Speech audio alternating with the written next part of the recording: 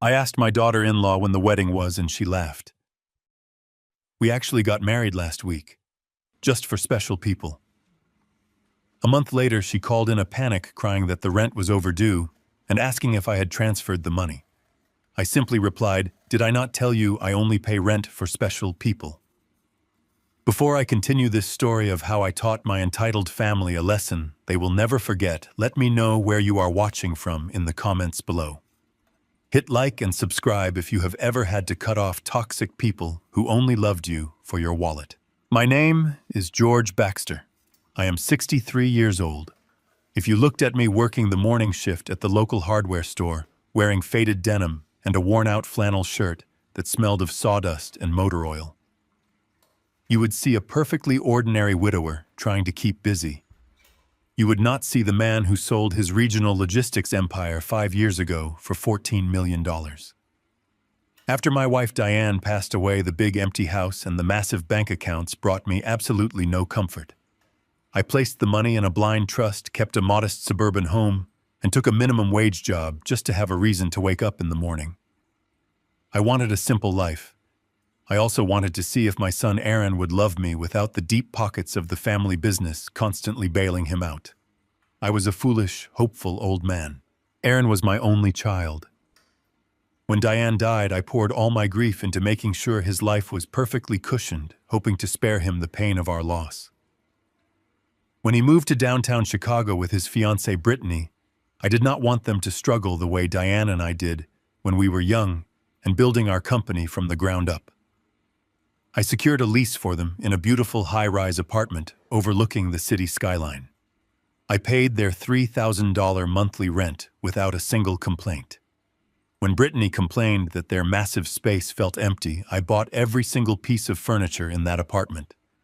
The plush velvet sofa, the custom dining table, the imported rugs, the smart appliances. Everything they touched, sat on, or slept in was bought with my quiet generosity. I never rubbed it in their faces. I never asked for a thank you. I just wanted to be part of my son's life. I wanted to feel like I still had a family. It was a crisp Tuesday morning when I sat at my modest kitchen table, a steaming cup of black coffee in one hand and my reading glasses in the other. I was going over my budget for the month. Aaron had mentioned the week before that they were finalizing the caterer for their upcoming wedding. They had vaguely discussed a summer date, but getting details out of them was always an exhausting chore.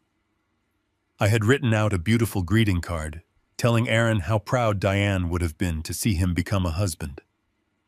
Tucked inside that card was a check for $5,000, a little extra gift to help them start their married life without any financial stress. I picked up my phone and dialed Aaron's number, intending to ask for the exact date of the ceremony so I could finalize the catering payment directly with the vendor. The phone rang 4 times. Finally, the line clicked open. It was not Aaron. It was Brittany. Her voice had that breathy, condescending tone she always used with me, the tone you use when humoring a confused child. "Hello, George," she sighed. I could hear the ambient noise of a television playing in the background. "Brittany." "Good morning," I said, keeping my voice warm and steady. "I was hoping to catch Aaron. I wanted to finalize the payment for your caterer and get the exact date of the ceremony so I can book my suit rental." There was a pause. It was not an awkward pause. It was a calculating one. Then she let out a soft, dismissive little laugh that sent a strange, terrible chill down the back of my neck. "Oh, George," she said, her words dripping with a sickly sweet poison. "Did Aaron not tell you we actually got married last week?" The kitchen suddenly felt very cold.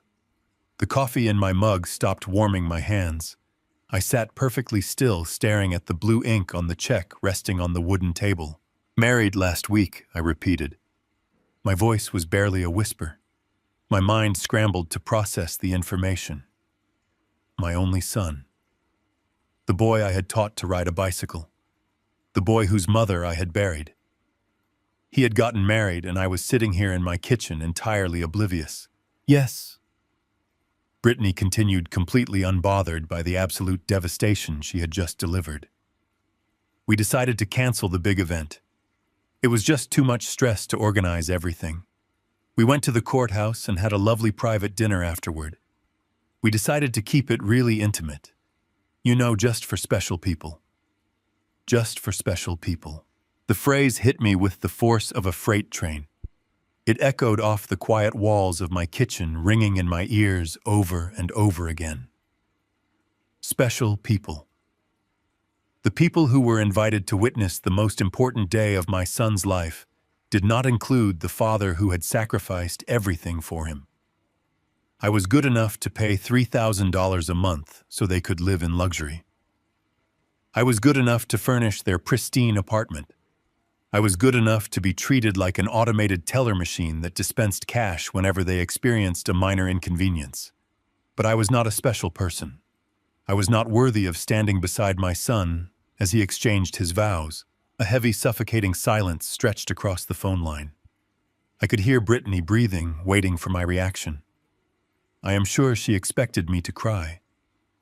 Perhaps she expected me to yell, to demand an explanation, to beg for their love and attention, the way I had been doing for the past 2 years. She wanted the drama. She wanted the satisfaction of hearing the pathetic old man fall apart, so she could tell her friends how unhinged her father-in-law was. But the tears did not come. Instead, a profound, icy clarity washed over me. The grieving, desperate father who walked on eggshells for crumbs of affection died in that chair. The man who replaced him was the ruthless business owner who had built a massive logistics empire from absolutely nothing. I looked at the check. I looked at my phone. I took a deep breath. "I understand," I said. My voice was perfectly flat, devoid of any anger, any sorrow, any emotion at all. "Wait, what?" Brittany stammered, clearly thrown off balance by my calm response. "Are you not going to pay the caterer cancellation fee? We still owe them for the deposit," and I ended the call. Did not say goodbye. I set the phone down on the table. I opened my laptop. It took exactly 4 clicks to log into my banking portal. I navigated to the recurring transfers tab. There it was, the $3,000 payment scheduled to leave my account on the 1st of every month, headed straight to their Chicago landlord. I clicked cancel. The screen asked for confirmation. I clicked confirm. A small green checkmark appeared on the screen, signaling that the transaction was permanently deleted. The financial umbilical cord was severed forever. They had chosen to exclude me from their lives, so I was simply respecting their boundaries. I reached for the beautiful wedding card I had written. I slid the $5,000 check out from under the flap. I held it between my fingers, feeling the crisp paper. I tore it in half. Then I put the halves together and tore them again. I continued tearing until the generous gift was nothing more than a pile of useless confetti resting on the table. I swept the pieces into my hand and dropped them into the trash can. I did not feel angry. I felt entirely liberated. My son and his new wife believed they had just put me in my place. They believed I would continue to fund their extravagant lifestyle out of some misplaced sense of parental duty. They had vastly underestimated me. They wanted a life reserved only for special people. I was going to let them pay for it. 30 days passed since the day my son and his new wife casually informed me I was not special enough to attend their wedding.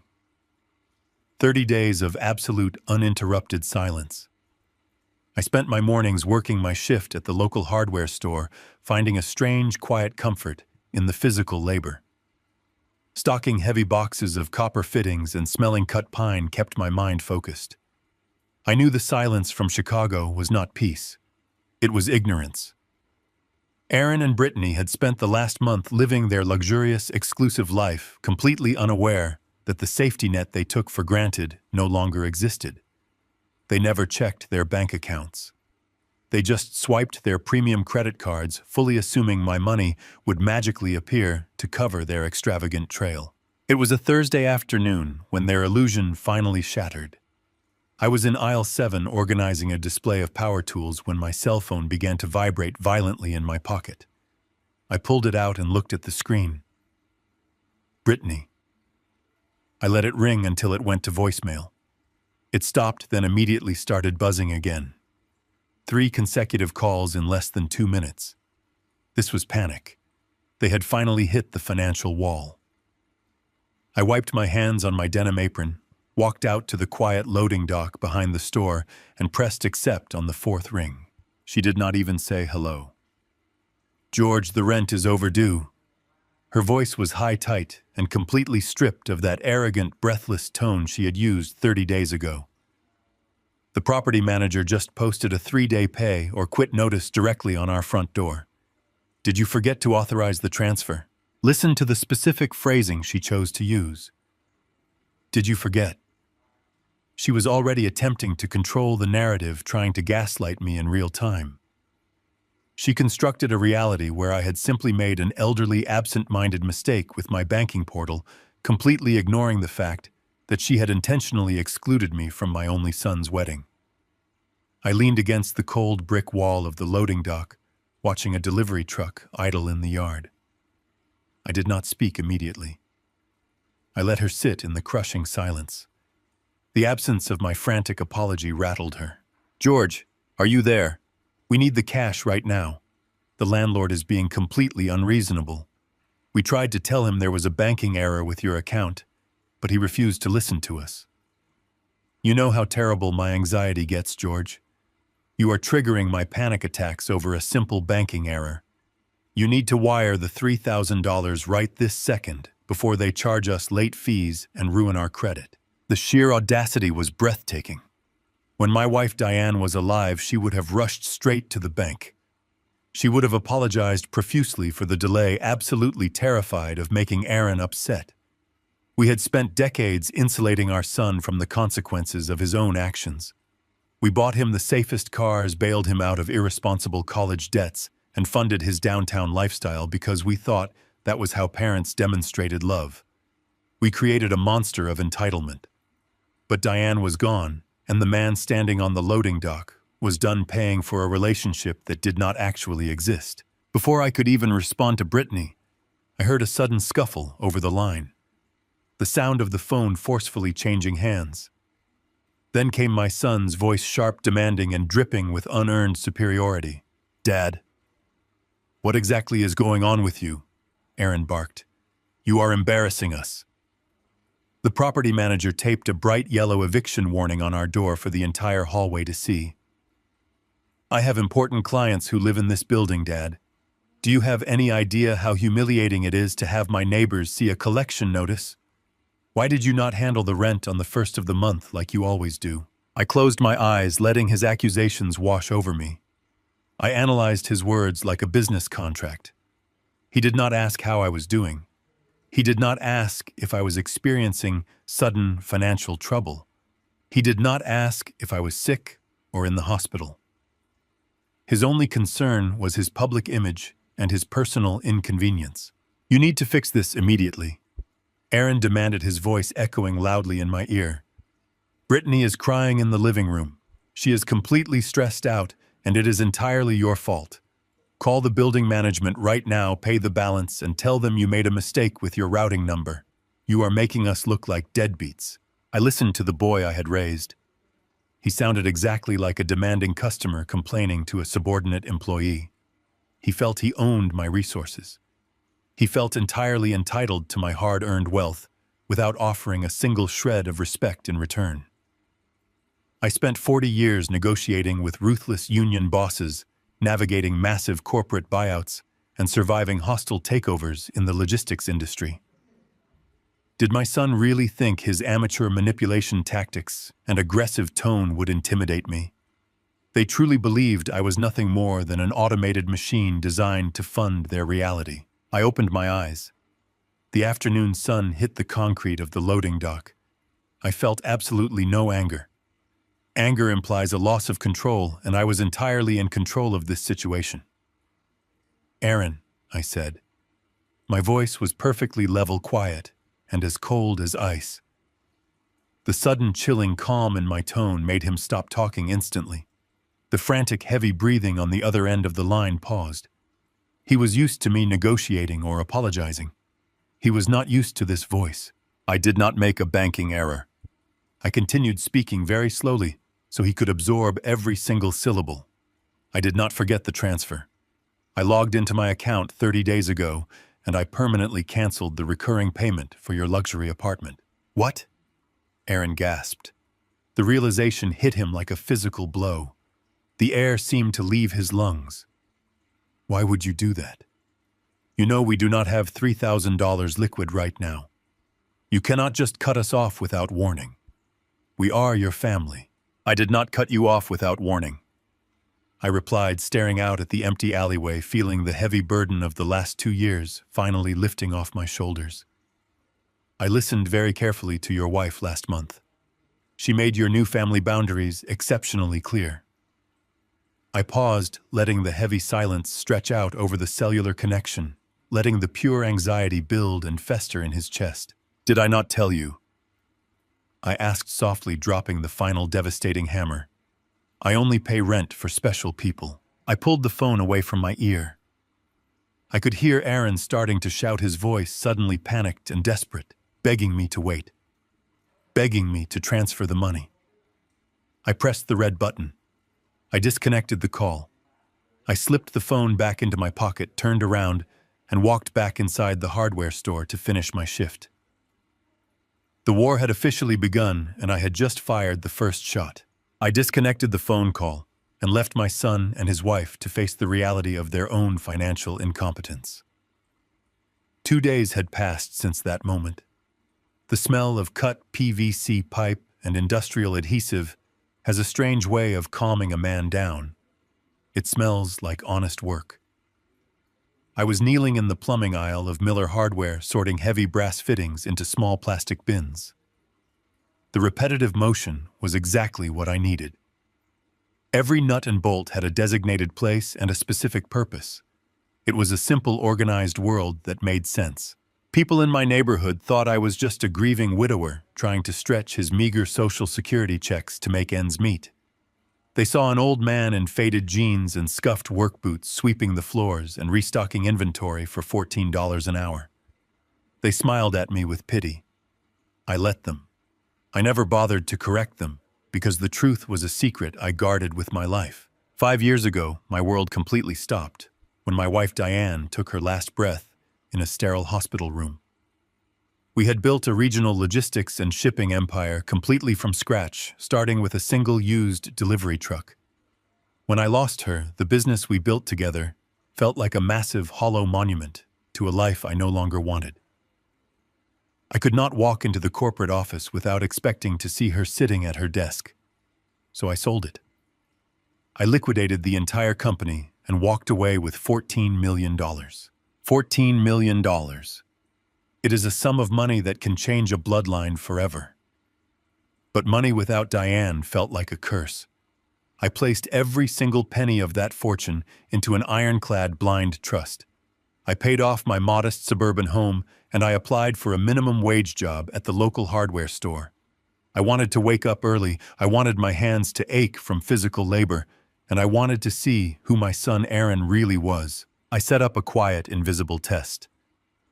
I wanted to know if the boy we raised would still respect his father if the bottomless corporate checkbook was suddenly gone. I wanted to see if he would visit an old hardware store clerk just to ask how his day went. I wanted to know if he loved me or if he simply loved the lifestyle I provided. Aaron failed the test spectacularly. From the moment I put on this denim apron, he treated me like an embarrassing distant relative. He only visited when he needed a cosigner or a cash deposit. He never once asked about my day. He looked at my work boots with pure disgust. The test broke my heart, but it also gave me absolute clarity.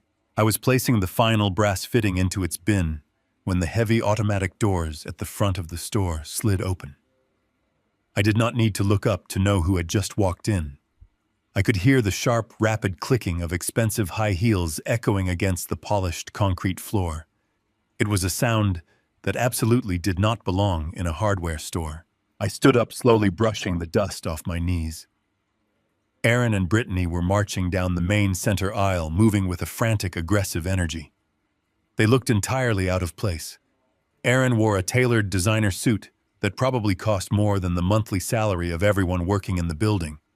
Brittany was clutching a luxury handbag, her face twisted into a mask of pure aristocratic rage. They were scanning the aisles looking for me. When Brittany spotted me standing in the plumbing section, she did not hesitate. She stormed right past a display of power drills and marched directly into my aisle. Aaron followed closely behind her, his face flushed red with anger and embarrassment. They had clearly spent the last 48 hours tearing their apartment apart, looking for a way to pay their landlord before coming down here to demand my surrender. "George, what is wrong with you?" Brittany shouted. Her voice was shrill and incredibly loud, bouncing off the metal shelves and immediately drawing the attention of several customers and my coworkers. I stood perfectly still, resting my hands in the pockets of my apron. I did not raise my voice. I simply watched her throw a public tantrum in the middle of a hardware store. "You ignored all of our text messages," Aaron yelled, pointing a finger at my chest. "You ignored every single phone call. The property manager is threatening to change our locks on Monday morning if we do not hand him a cashier's check. You need to log into your bank right now and fix this mess." I looked at my son. His designer tie was slightly crooked. He looked panicked, but his panic was entirely wrapped in arrogance. He genuinely believed he could just walk into my place of employment, yell at me, and force me to submit to his demands. "I am currently on the clock, Aaron," I said, keeping my voice low and steady. "If you need assistance finding a specific tool, I can help you. If you are here to yell, you are disrupting the customers." Brittany let out a loud, dramatic scoff, throwing her hands up in the air. "This is absolutely pathetic, George," she yelled, stepping closer to me. "You are a bitter old man throwing a ridiculous tantrum because you did not get an invitation to a private dinner. We did not invite you because you embarrass us. Look at you. You sweep floors for a living. You are trying to ruin your own son's life over a stupid, bruised ego. Stop acting like a child and pay the rent." Several customers at the end of the aisle had stopped pushing their carts. My manager was standing near the register, watching the scene unfold with wide eyes. Everyone in the store was listening to this young, wealthy couple verbally abuse an elderly hardware store clerk. I could see the pity in the eyes of the bystanders. They thought I was a poor, helpless old man being bullied by his rich son. The irony was almost poetic. The woman screaming at me about my pathetic life was currently weeks away from being thrown onto the street because she could not afford her own rent. She was insulting the only man capable of saving her from absolute financial ruin. "You need to transfer that money right now, Dad," Aaron demanded, taking another step forward. "We are not leaving this store until you pull out your phone and send the $3,000. You owe us that much after the stunt you pulled on the phone." I looked at my son and his wife. They were demanding my hard-earned wealth while simultaneously telling me I was an embarrassment. They wanted my money, but they absolutely despised the man who provided it. I slowly pulled my hands out of my apron pockets. I did not yell. I did not defend my honor. I did not mention the $14 million sitting in a blind trust waiting to be deployed against them. I simply reached over to the cleaning supplies rack next to me. I grabbed a wooden mop handle with a yellow sponge head.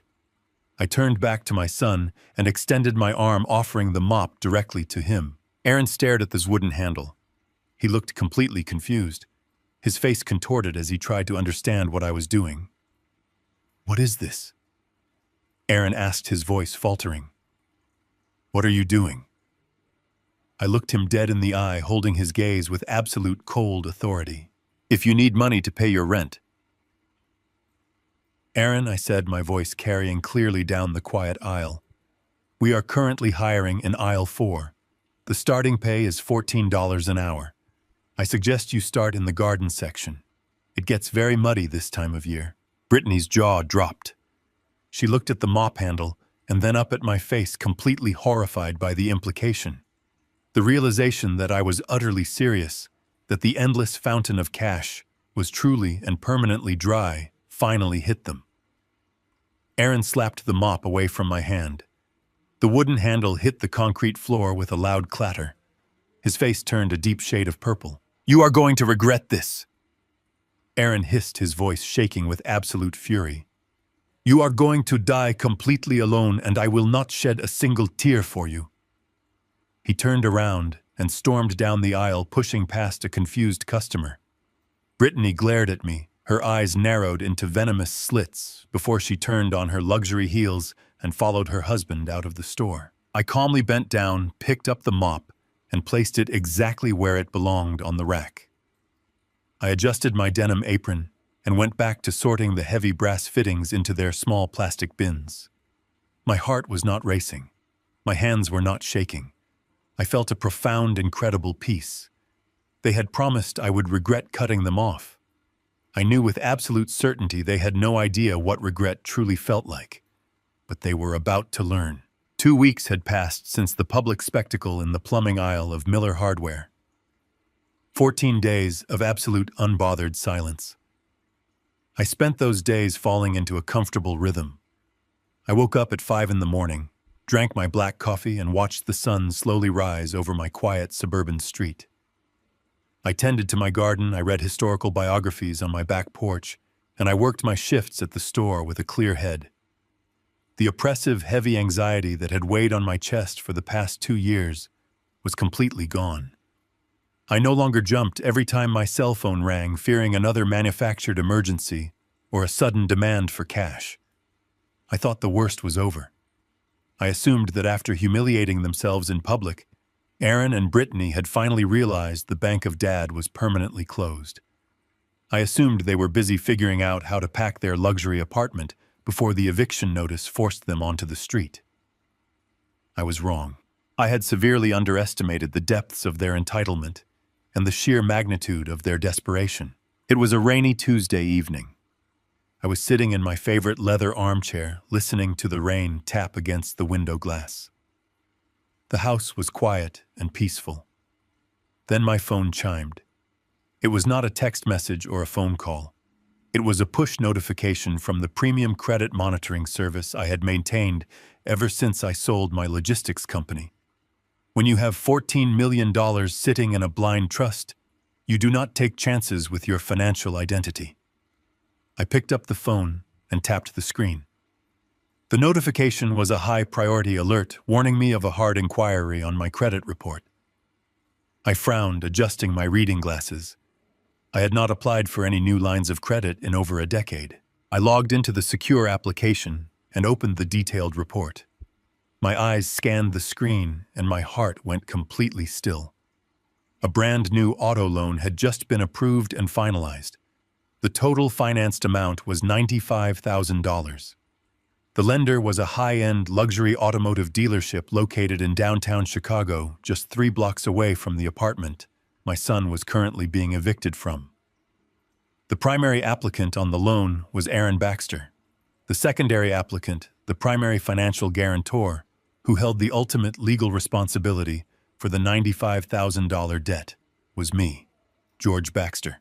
I sat in the dim light of my living room staring at the glowing numbers on my phone screen. $95,000. They were about to be thrown out onto the street for failing to pay their rent, but they had somehow justified purchasing a luxury sport utility vehicle. The sheer financial insanity of that decision was staggering, but that was not what made my blood run cold. What chilled me to the bone was the method. Aaron had digitally signed my name on a legally binding financial contract. He had committed identity theft. He had committed fraud. I closed my eyes and let the reality of the situation wash over me. I knew exactly how he had done it. When he was in college, I had co-signed a small student loan for him to help him build credit. He still had my social security number, my previous banking details, and my personal identification information saved on his computer. He simply took that old information, went into a luxury car dealership, and submitted an online application using my flawless credit score to secure a vehicle he could never afford on his own. He digitally forged my signature on the guarantor forms. The arrogance of his plan was almost laughable. Aaron genuinely believed I was a technological dinosaur. He thought I was just a tired old hardware store clerk who still wrote paper checks at the grocery store and balanced a physical checkbook at the kitchen table. He assumed I did not know what a credit monitoring application was. He figured I would not notice the $95,000 fraudulent loan until the dealership eventually mailed a physical collection notice to my house months down the line. He thought he could drive around Chicago in a brand new luxury vehicle on my dime, and by the time I figured it out, it would be too late to do anything about it. In the past, I would have immediately panicked. I would have called the police or driven straight to the dealership to scream at the finance manager. I would have acted out of pure emotion and parental betrayal. But the father who reacted with emotion died the day he found out his son got married without him. I did not feel panic. I felt a cold, calculating focus. My son had just crossed the line from a spoiled, entitled brat to a federal criminal. I did not call the police. I dialed a different number. I called Warren Reed. Warren was my corporate attorney. He was the man who had flawlessly negotiated the $14 million sale of my logistics empire. Warren was a shark in a tailored suit. He was brilliant, ruthless, and fiercely loyal to me. He answered the phone on the second ring despite the late hour. "George," he said, his voice smooth and professional. "It is late. Is everything all right?" "Warren, I need your advice," I replied, keeping my voice perfectly steady. "My son Aaron just used my social security number to digitally forge my signature on a $95,000 auto loan at a luxury dealership in Chicago." The credit monitoring alert just hit my phone. The line went silent for a few seconds. I could hear the faint sound of Warren typing on a keyboard in the background. When he finally spoke, his tone had shifted from a friendly greeting to absolute razor-sharp legal focus. "Do not freeze your credit yet, George." Warren instructed, his voice hard and precise. "Do not call the dealership. Do not call the police. Do not do anything that would alert Aaron or the finance department that we know about this transaction." I frowned, staring at the rain hitting the window. "Why not? If I freeze it now, I can stop the sale before they take the car." "That is exactly why you are not going to stop it," Warren explained. "Listen to me very carefully, George. Right now, Aaron has submitted fraudulent documents. That is a crime, but it is a crime we can currently intercept and mitigate. If you call the dealership, they will just cancel the loan and kick him off the lot. He will get a slap on the wrist. But if you wait, if you let the ink dry on those contracts, if you let the dealership process the digital wire transfer, and you let your son physically drive that $95,000 luxury vehicle off the dealership lot, the situation fundamentally changes." I gripped the phone tightly, starting to understand the sheer magnitude of the trap Warren was proposing. "If he drives that car off the lot," Warren continued, "it immediately elevates this from an attempted fraud to a completed felony grand theft auto and federal wire fraud. He is using digital channels to steal nearly $100,000 of institutional funds backed by your stolen identity. If we want to truly hold him accountable, we have to let him complete the crime. We have to let him establish an undeniable concrete paper trail that no defense attorney in the country can excuse." The absolute brilliance of the strategy settled over me. Warren was not suggesting we defend against the attack. He was suggesting we open the door wide, let the enemy walk directly into the center of the room, and then lock the door behind them. He wanted to turn a momentary lapse in judgment into a permanent, unavoidable consequence. "Are you telling me to let my son steal a luxury car using my name?"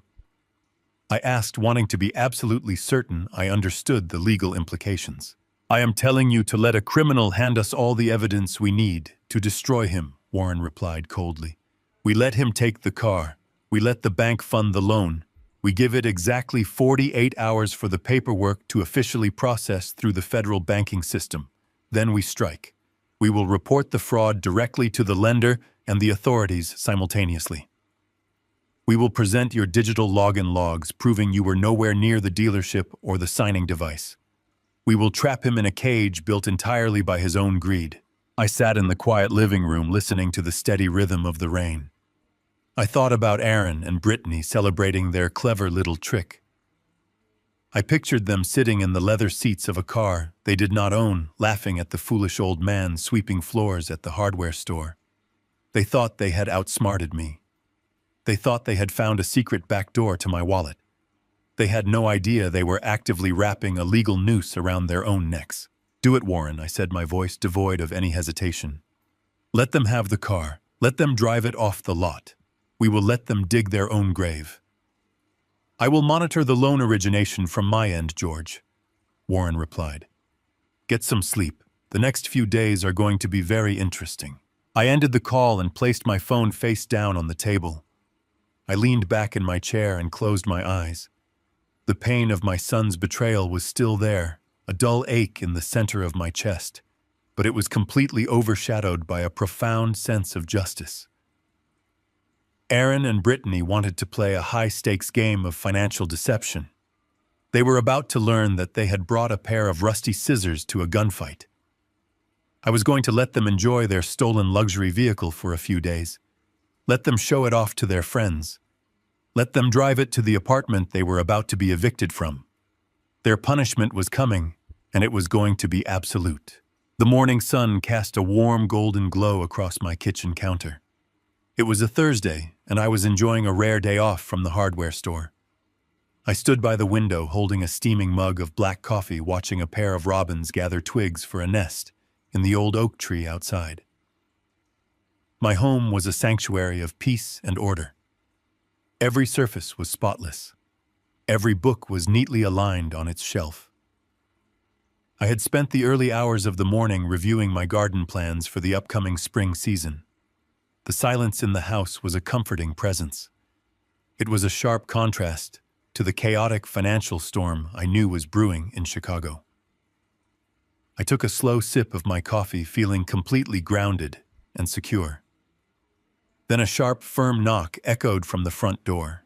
I set my mug down on a coaster and walked through the hallway. I expected a delivery driver, or perhaps a neighbor dropping off misdelivered mail. When I opened the heavy wooden door, I did not find a familiar face. A woman in a crisp gray business suit stood on my porch. She held a thick leather binder clutched tightly against her chest. An official identification badge hung from a lanyard around her neck. She looked to be in her late 30s with a serious professional expression that suggested she was bracing herself for an unpleasant encounter. She glanced down at her paperwork and then looked back up at me. Her eyes scanned my clean-pressed shirt and my neatly combed hair. She seemed momentarily confused but quickly regained her professional composure. She introduced herself as an investigator from the State Department of Adult Protective Services. I remained perfectly still, letting the weight of her words settle over the porch. The Department of Adult Protective Services is an agency designed to rescue vulnerable elderly individuals from neglect and abuse. They intervene when a person can no longer care for themselves. I simply nodded and asked her how I could be of assistance. The agent cleared her throat and explained that she was mandated to conduct a wellness check. She told me her office had received a highly disturbing and detailed report regarding my living conditions and my mental health. The investigator began to list the specific allegations from her file. She kept her voice gentle, but the words were incredibly heavy. The anonymous caller claimed that I was a 63-year-old man suffering from a rapid and severe cognitive decline.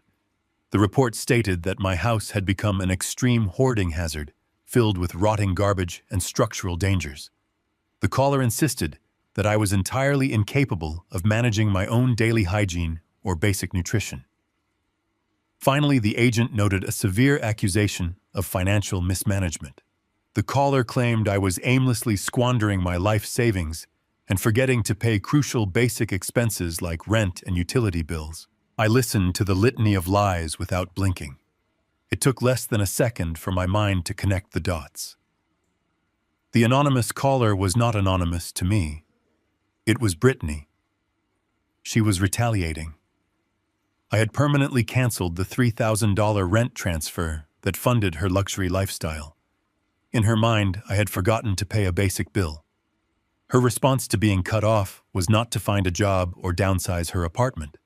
Her response was to weaponize a government agency against me. She fabricated a horrific story of senility and squalor to punish me for closing my wallet. I felt a brief wave of profound disgust wash over me, but I quickly pushed the emotion aside. Disgust is a useless feeling. Logic and strategy are the only tools that matter in a conflict of this magnitude. The investigator shifted her weight, looking at me with a mixture of sympathy and firm legal duty. She explained the ultimate goal of the concerned family members who had filed the report. They were not simply asking the state to check on my welfare. They were actively petitioning the courts for an emergency order of legal guardianship. They wanted a judge to declare me mentally incompetent and physically incapable of handling my own life. They requested that the state grant them total control over my healthcare decisions and complete access to all of my financial assets. They wanted the authority to forcefully relocate me from my home and place me in a managed care facility for my own safety.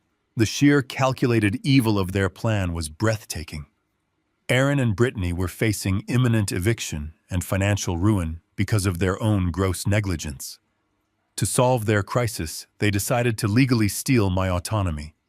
If a judge granted them emergency guardianship, they could legally sell my house against my will. They wanted to lock me in a sterile room and strip mine my entire life to fund their downtown Chicago fantasy. They truly believed I was a defenseless target. They believed an investigator would show up and intimidate an old man into submission. I did not raise my voice. I did not act defensive or outraged. When a person is falsely accused of being erratic and mentally unstable, the worst possible reaction is to act erratic and mentally unstable. Instead, I offered the investigator a warm, polite smile. I stepped back and opened my front door completely wide. I invited her to step inside and see the terrible hoarding conditions for herself. I asked her if she preferred her coffee black or with a little cream. The agent stepped over the threshold and stopped completely dead in her tracks. She was expecting a labyrinth of trash and squalor. Instead, she found herself standing in a living room that belonged in an architectural magazine. The hardwood floors gleamed with fresh polish. The minimal, tasteful furniture was entirely free of dust. The morning sunlight streamed through perfectly clean windows, illuminating the vibrant green leaves of my indoor plants. There was no clutter. There was no garbage. There was only absolute, pristine order. I led her through the house, offering a polite guided tour of my supposed ruin. I showed her the kitchen where my stainless steel appliances sparkled, and my pantry was neatly stocked with fresh, healthy food. I guided her down the hallway to show her the immaculate bathrooms and the freshly laundered linens folded perfectly in the closet. The investigator walked silently behind me. Her rigid professional posture began to crumble. She looked genuinely embarrassed. She realized almost immediately that the physical allegations in her file were completely fabricated. I guided the agent into my private study. This room was my command center. I offered her a seat in a comfortable leather chair opposite my large oak desk. I sat down and opened the top drawer. I pulled out a thick, leather-bound ledger. I placed it on the desk and slid it toward her. I explained that I preferred to keep physical records of my local expenditures in addition to my digital portals. I invited her to review my financial mismanagement. She opened the ledger and found meticulously categorized entries detailing every utility payment, property tax installment, and grocery receipt. Everything was balanced to the exact penny. My financial organization was flawless. The investigator closed the ledger and sighed, apologizing for the intrusion. She admitted that the report seemed completely ungrounded. But I was not finished. A false accusation of cognitive decline leaves a permanent stain on a public record if it is not thoroughly and clinically destroyed. I needed to obliterate Brittany's lie so completely that no judge would ever entertain a guardianship petition from my son again. I opened the bottom drawer of a secure filing cabinet. I retrieved a sealed medical envelope with the crest of a prominent regional medical center stamped on the front. I handed the envelope to the agent. I explained that I managed a highly complex private trust, and the strict bylaws of that trust required me to undergo an extensive cognitive and psychological evaluation every 2 years. I told her I had completed my most recent evaluation exactly 3 months ago. The agent opened the envelope and reviewed the official medical documents. The paperwork was signed by a highly respected board-certified psychiatrist. The clinical conclusion was unambiguous. My memory, executive functioning, and psychological stability were graded in the highest possible percentiles. I was certified as operating with perfect mental acuity. The investigator carefully placed the medical evaluation back on the desk. Her face flushed with a deep professional embarrassment. She realized the full scope of what had just happened. She had been weaponized by a greedy family attempting to commit legal fraud. She stood up and apologized profusely. She assured me that she would immediately close the case. She stated clearly that she would flag the original report in the state database as an entirely malicious and fabricated claim. She told me that any future attempts by these callers to petition for guardianship would be blocked by her decisive field notes. I walked the investigator back to the front door, thanking her for her diligence and her time. I watched her walk down the driveway and get into her state-issued vehicle. She drove away, leaving my quiet suburban street perfectly peaceful once more. I closed the heavy wooden door and locked the deadbolt. Aaron and Brittany had tried to strike a fatal blow. They had tried to erase my freedom and lock me away in a facility to cover their debts. Instead, they had just handed me a certified government document proving their own malicious intent. I walked back into my kitchen and poured myself another cup of hot black coffee. The battlefield had shifted once again, and my enemies were rapidly running out of ammunition. The failed wellness check was a turning point. Aaron and his wife had fired their best shot and missed completely. I knew they would not stop. Desperation makes people incredibly predictable. Their luxury apartment eviction was looming, and the first payment on that $95,000 stolen vehicle was rapidly approaching. They were bleeding cash, and they were terrified. To protect my property, I spent my weekend installing a network of high-definition security cameras around the perimeter of my house. The cameras were small and perfectly hidden under the eaves of the roof and the shadows of the porch. They sent motion alerts directly to my cell phone. I wanted to know exactly who was approaching my front door when I was away working my shifts at the hardware store. I did not have to wait long for the trap to spring. It was a cloudy Wednesday afternoon. I was on my lunch break sitting in the quiet break room at the back of the store eating a simple sandwich. My phone vibrated softly on the table. The screen displayed a motion alert from the camera aimed directly at my driveway and mailbox. I opened the application and watched the live video feed. A sleek black vehicle was parked half a block down the street, partially hidden behind a large oak tree. It was the same luxury vehicle my son had fraudulently purchased using my stolen identity. I watched as the driver's side door opened. Aaron stepped out onto the sidewalk. He was wearing dark sunglasses and a baseball cap pulled down low over his forehead. He looked around nervously, scanning the quiet suburban street to make sure the neighbors were not watching. He walked quickly up my driveway, keeping his head down. He did not walk toward the front door. He walked directly to the brick mailbox, standing at the edge of my lawn. I watched my only son open the metal door of the mailbox and reach his hand inside. He pulled out a thick stack of Daily Mail. He quickly shuffled through the envelopes, tossing the grocery store flyers and hardware catalogs back inside. He only kept the envelopes that looked official. He kept the envelopes from insurance companies and medical providers. He was specifically hunting for bank statements. He shoved the stolen mail under his jacket, closed the mailbox door, and hurried back down the street toward his stolen car. I sat in the break room chewing my food slowly. Stealing mail from a residential mailbox is a federal offense. It carries severe penalties. I could have saved the video, sent it to the postal inspector, and had him arrested before dinner time. But I did not want to send him to jail over a few stolen envelopes. I wanted to understand his strategy. Aaron was not stealing mail just to cause a nuisance. He was conducting financial espionage. He was gathering intelligence for a war he fully intended to wage against me in a courtroom. Aaron and his wife were planning to sue me. I knew they were crafting a lawsuit for implied continuous support. They wanted a judge to force me to continue paying their rent and their car loans because I had done it in the past. But lawyers cost money and lawsuits take time. Before Aaron committed to a massive legal battle, he needed to know exactly how much money he could squeeze out of me. He needed to know my total net worth.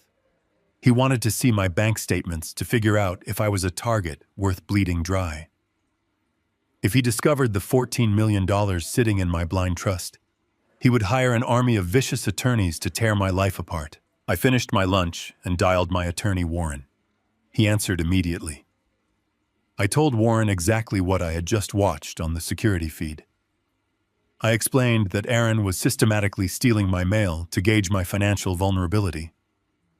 Warren was completely silent for a moment. Then he suggested we contact the federal authorities right away and put an end to the harassment. I told Warren no. I told him we were going to use my son's espionage against him. We were going to feed him poison disguised as an absolute truth. I explained my plan to Warren. If Aaron thinks I am a multimillionaire, he will fight to the bitter end. He will drag this out for years because the potential payout is too enormous to ignore. But if Aaron thinks I am just a poor, tired hardware store clerk with almost nothing to my name, he will change his entire strategy. A greedy man does not waste his time and resources trying to squeeze water from a dry stone. We needed to create a financial illusion so perfect and so convincing that Aaron would bet his entire future on it. We needed to make him believe I was almost entirely broke. Warren understood the assignment immediately. He is a master of financial maneuvering, and creating a decoy account was simple work for him. That very afternoon, we opened a new standard checking account at a small, mundane local credit union. It was the kind of bank an elderly man working retail would use. We transferred exactly $18,400 into the account. We made sure the transaction history looked completely authentic. We set up automated payments for my basic utilities and my grocery bills. We made the account look like the meager life savings of a man who was barely surviving on Social Security and minimum wage. The most important step was the mail delivery. I specifically opted out of paperless billing. I requested that the credit union mail physical paper statements to my home address on the 15th of every single month. I wanted the envelopes to be thick and clearly marked with the bank logo. I wanted them sitting in my mailbox, waiting like a piece of cheese in a mousetrap. 2 weeks later, the first paper statement arrived. I tracked the mail carrier on my porch cameras, making sure the envelope was safely delivered. Then I waited. It took less than 3 hours for the black luxury vehicle to park down the street again. I watched the live feed from my living room, sipping a glass of water. Aaron approached the mailbox with the same nervous energy as before. He opened the door and pulled out the thick envelope from the credit union. I could see the visible relief on his face even through the grainy camera footage. He shoved the statement into his pocket and practically ran back to his car. He had taken the bait perfectly. I imagined him sitting in his apartment, tearing open the envelope with greedy, trembling hands. I pictured his face dropping as he read the final balance. $18,000. To a couple drowning in over $100,000 of debt and facing immediate eviction. $18,000 was nothing. It was not enough to save them. It was not enough to pay for a drawn-out legal battle. It was barely enough to cover the depreciation on the car he had just stolen. By feeding him that fake bank statement, I had completely destroyed his timeline. Aaron now believed I was financially tapped out. He believed the fountain of cash was truly and permanently dry. He thought he had outsmarted me by stealing my mail, but he had actually just swallowed a massive dose of financial poison. He was going to make his next legal move based entirely on the illusion I had built for him. He thought he was playing chess, but he did not even realize I owned the entire board. The decoy account was the perfect weapon. It gave me total control over his perception of reality. He would stop looking for hidden trusts because his own espionage convinced him there was nothing left to find. He would become reckless and desperate because he thought he was running out of time to squeeze the last few pennies from his elderly father. I sat back in my chair, watching the empty street on my monitor. My son wanted to play the role of a clever thief. I was more than happy to provide the illusion that he had succeeded. The true reckoning was still coming, and he was completely blind to the storm gathering right above his head. I spend my Sunday mornings at a small, unpretentious diner on the edge of town. It is a quiet place where the waitresses know my name and pour my black coffee before I even sit down in my usual booth. The smell of bacon grease and toasted rye bread always reminds me of the early days when my late wife Diane and I were building our business from absolutely nothing. It is my sanctuary. It is a place where a retired man can sit in a worn vinyl seat, read the morning paper, and be left entirely alone with his thoughts. I cherished that quiet routine, but my peaceful sanctuary was about to be severely violated. I was halfway through my scrambled eggs when the small brass bell above the diner door rang violently. I did not need to look up from my newspaper to know the storm had arrived. Aaron and Brittany stormed into the quiet restaurant, moving with a frantic, aggressive energy that made several regular customers turn their heads in surprise. They looked absolutely terrible. The polished, arrogant facade they usually wore was visibly cracking under the immense weight of their new financial reality. Aaron's expensive designer shirt was severely wrinkled and his hair was unkempt. Brittany's premium makeup failed to hide the dark, exhausted circles forming under her eyes. The impending eviction and their suffocating mountain of debt were finally leaving physical marks on them. They spotted me in my corner booth and marched directly over, sliding into the vinyl seat across from me without being invited. I did not fold my newspaper. I simply lowered it slightly, taking a slow, deliberate sip of my black coffee. I looked at the two desperate people sitting across from me. They were breathing heavily, acting like cornered predators preparing to strike a wounded animal. They had absolutely no idea they were walking directly into a psychological snare I had carefully designed alongside my corporate attorney. Aaron slapped a thick manila folder onto the sticky diner table. He ripped it open and pulled out a stack of familiar paper documents. They were the physical bank statements he had stolen from my mailbox just a few days prior. The decoy accounts displaying a pathetic and meager balance of exactly $18,000. "We know everything, Dad," Aaron said.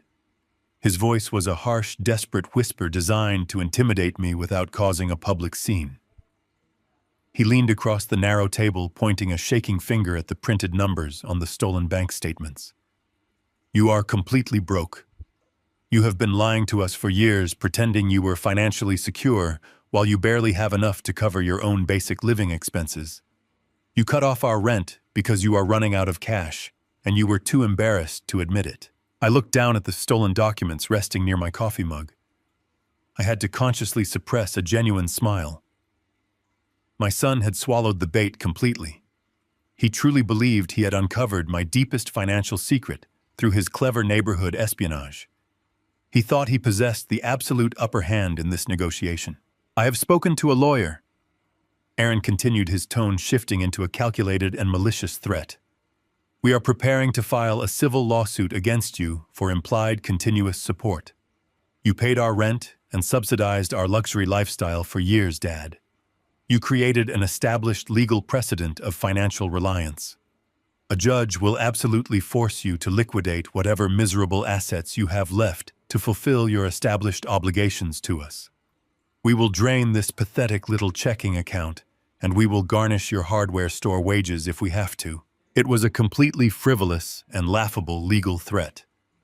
Implied continuous support is a complex legal concept usually reserved for spousal alimony or child support for minors, not for fully capable adults in their 30s. Any competent judge in the country would throw the lawsuit out immediately and sanction the attorney who filed it. But Aaron was not relying on a successful court battle. He was relying on pure fear. He assumed I was a terrified old man who would do anything to avoid the stress and public embarrassment of a lawsuit. He wanted to extort me. Then Brittany took control of the ambush. She pushed Aaron aside and leaned much closer to me. Her eyes were cold and completely devoid of any human empathy. She reached into her expensive leather handbag and pulled out a thick, stapled legal document. She slid it across the table, pushing it right over my plate of eggs. I looked down at the bold printed letters on the first page. It was a property deed transfer. It was a legally binding contract transferring absolute ownership of my suburban home directly to Aaron and Brittany. "Let us be perfectly realistic," George Brittany said. Her voice dripped with a poisonous and suffocating condescension. "You have exactly $18,000 to your name. You work a minimum wage job sweeping floors at a hardware store. You are aging rapidly, and you are clearly incapable of managing your own finances anymore. We are not going to waste our precious time fighting you in court for pennies. We are offering you a very generous alternative to total bankruptcy." She tapped her manicured fingernail against the signature line of the property deed. "You are going to sign the house over to us today, George," she demanded. "We will sell the property immediately to cover our short-term debts and secure a new place to live. In exchange, we will handle the painful process of placing you in a state-funded assisted living facility. You are almost out of cash. When this tiny checking account dries up, you will have absolutely nothing left. We will take over your power of attorney, and we will manage your remaining years in a state facility so you do not freeze to death on the street. It is the only logical choice you have left." I sat in the vinyl booth, listening to the low hum of the diner refrigerators and the gentle clinking of silverware around me. I stared at the property deed resting on the table. My own son and his wife were actively trying to steal the home where I had lived with Diane for 30 years.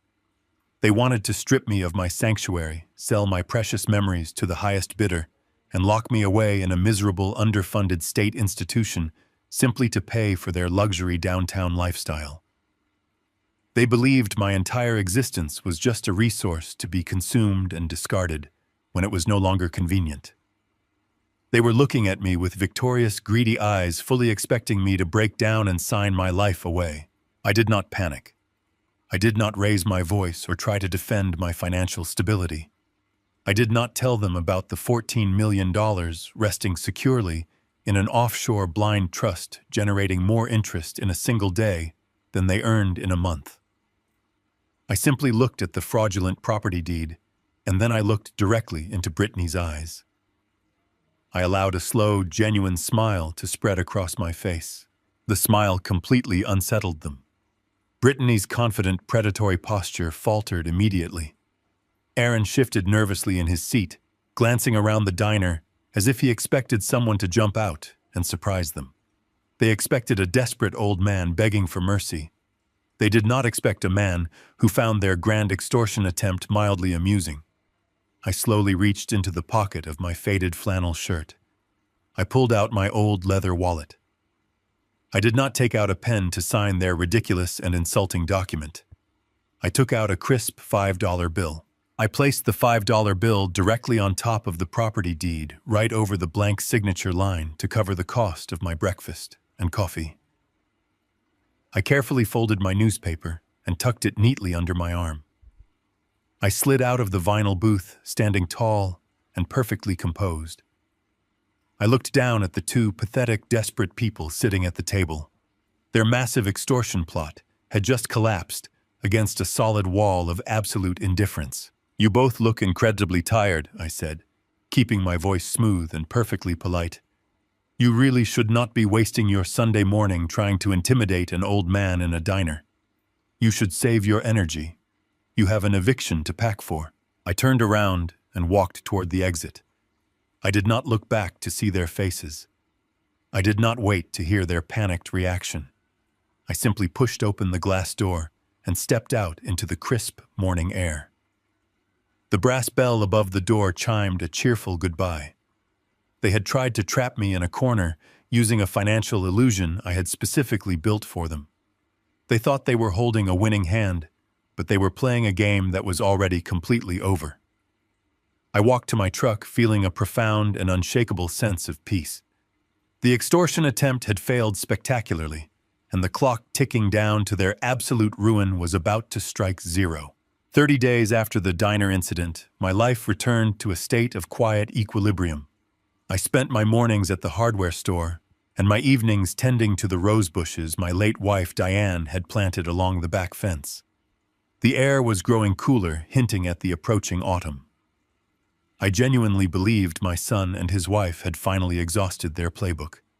I thought the utter failure of their property deed extortion had finally convinced them that I was no longer a viable target. I was wrong. Desperation is a powerful and blinding force. When a person is staring down the barrel of absolute financial ruin, they do not surrender. They simply sink to unimaginable depths. It was a Thursday evening. I was sitting in my living room reading a book when my cell phone shattered the quiet atmosphere. The caller identification displayed Aaron's name. I stared at the glowing screen for a long moment. I knew better than to expect an apology, but curiosity got the best of me. I answered the call and pressed the phone to my ear. I was immediately met with the sound of violent weeping.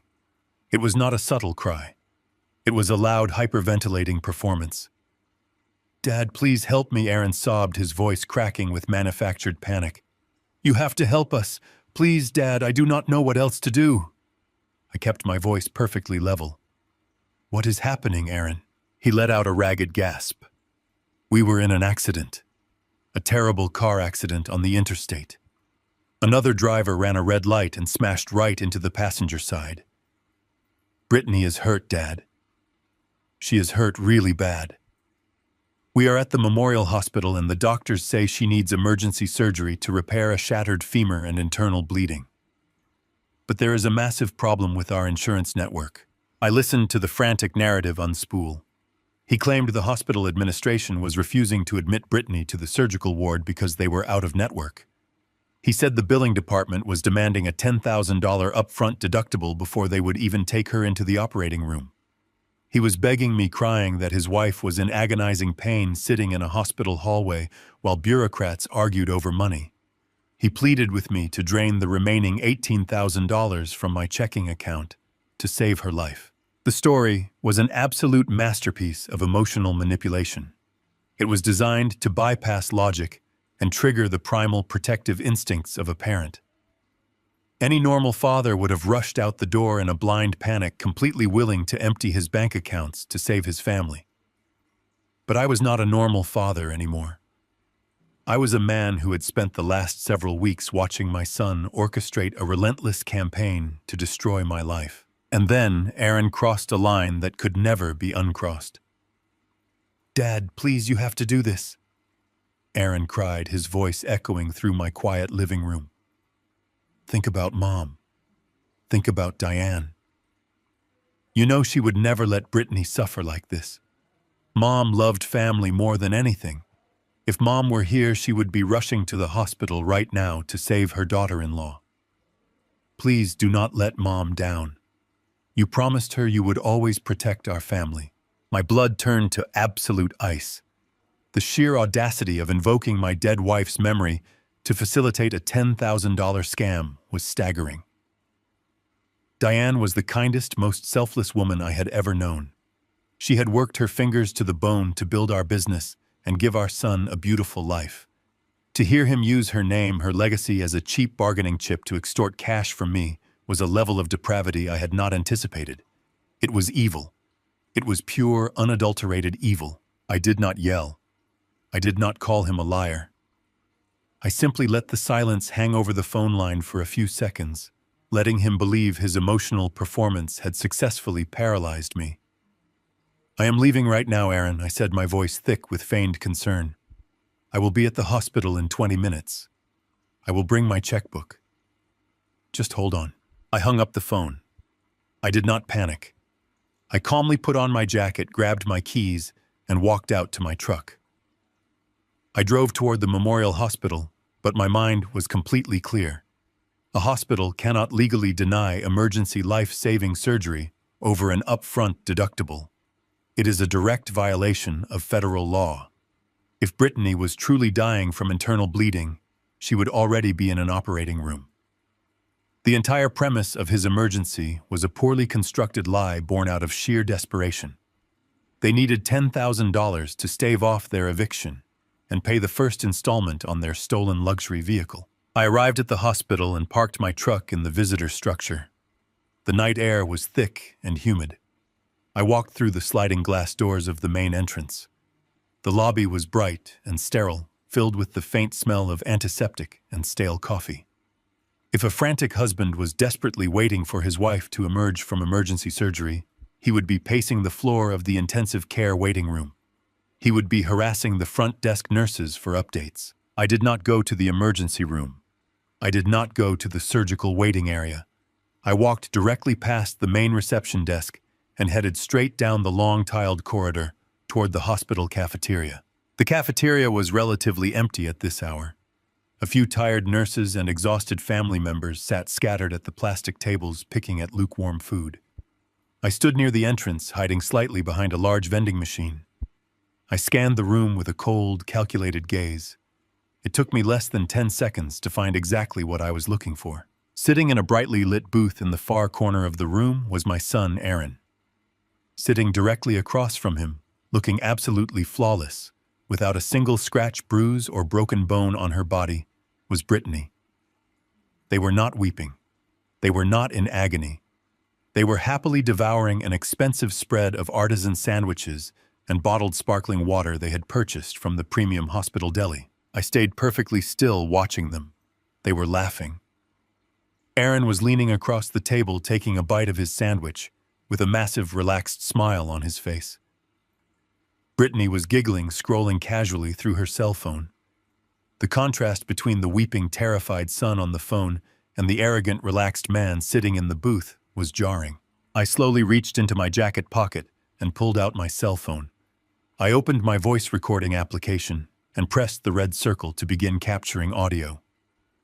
I held the phone discreetly at my side and stepped out from behind the vending machine.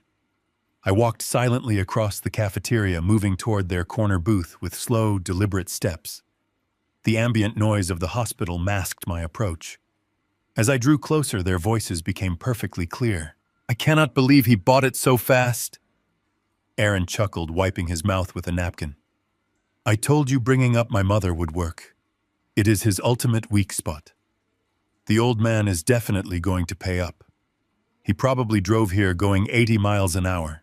Brittany took a sip of her sparkling water and smiled, her eyes gleaming with pure greed. "We will get the $10,000 cashier's check from him in the lobby and then tell him the doctors miraculously stabilized me without surgery. We can use $5,000 to pay off the landlord and use the rest to cover the car payment.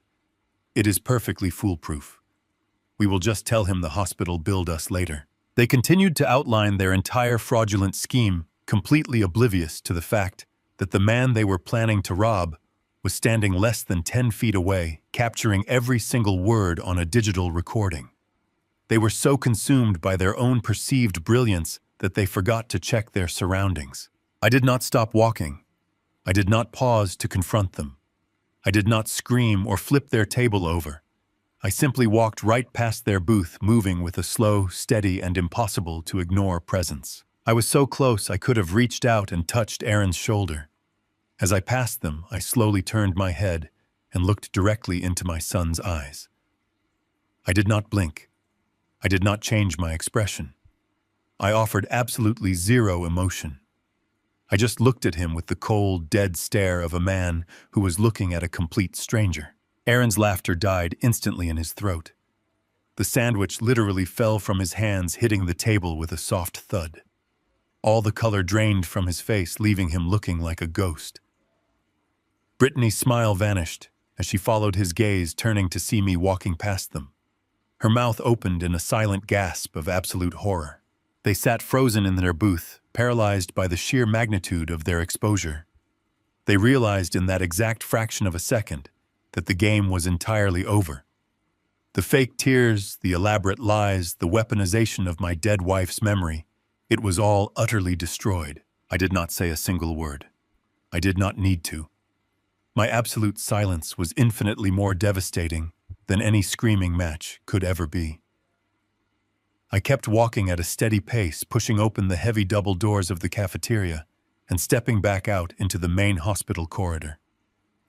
I stopped the voice recording on my phone and saved the audio file securely. I walked out of the hospital, back into the humid night air, and got into my truck. I turned the ignition and drove home, leaving them trapped in the paralyzing silence of their own catastrophic failure.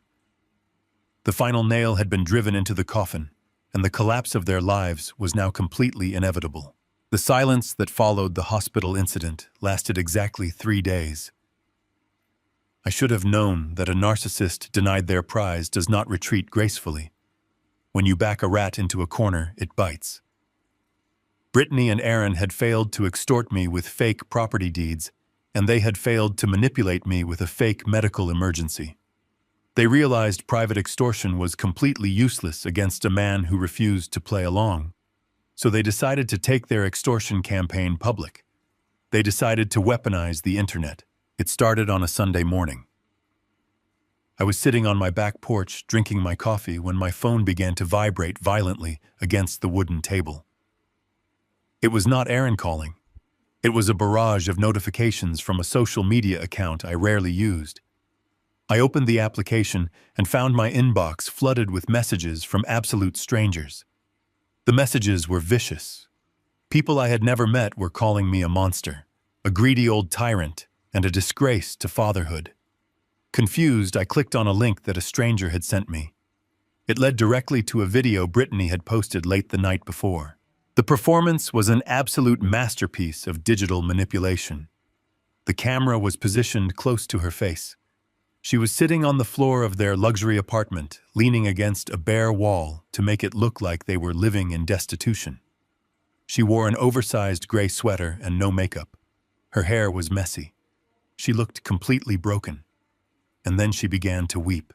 In the video, Brittany stared directly into the lens and told the world a horrific story about her cruel, wealthy father-in-law.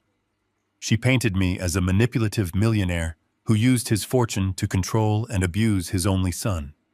She claimed I had suddenly and maliciously cut off all their financial support simply because they wanted to be independent.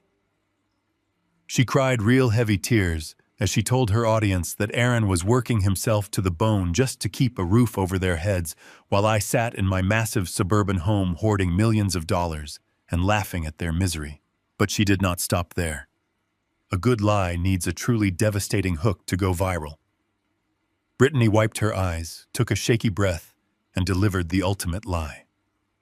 She placed a trembling hand on her stomach and announced to the internet that she was pregnant. She looked right into the camera and sobbed that her evil father-in-law had abandoned his struggling son and his pregnant wife, leaving them to starve in the streets. She begged the internet for help, stating they were facing imminent eviction and had no way to pay for her prenatal medical care. She included a link to a crowdfunding campaign at the bottom of the video. I sat on my porch watching my daughter-in-law lie to millions of people. The video already had hundreds of thousands of views. The comment section was a raging fire of public outrage. Thousands of strangers were demanding my head. They were sharing my full name, my address, and the location of the hardware store where I worked. They were organizing a digital mob to destroy a man they did not even know, based entirely on the fabricated tears of a greedy woman. I did not feel fear. I felt a profound sense of pity for the people being scammed into donating their hard-earned money to fund a luxury vehicle and a downtown apartment.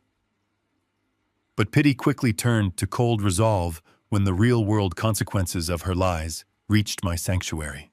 On Monday morning, I put on my denim apron and walked into Miller Hardware for my morning shift. The store was unusually quiet, but the atmosphere was incredibly tense. My manager, an honest, hard-working man named Dave, intercepted me before I could even reach the plumbing aisle. Dave looked exhausted. He pulled me into his small office and closed the door. "George." "We have a massive problem," Dave said, rubbing his temples. "The store phone has been ringing off the hook since we opened. We have received over 200 calls from people all over the country. They are screaming at my cashiers. They are leaving terrible reviews on our business page. They are demanding that I fire you immediately for being an abusive monster to your pregnant daughter-in-law." I looked at Dave, feeling a deep wave of guilt. I had brought this circus to his doorstep. I explained the situation to him. I told him about the extortion, the fake hospital emergency, and the truth about their financial greed. Dave listened quietly. He knew me well. He knew I was a good man who worked hard and bothered absolutely nobody. He told me to take a few days off with pay until the internet mob found a new target to attack.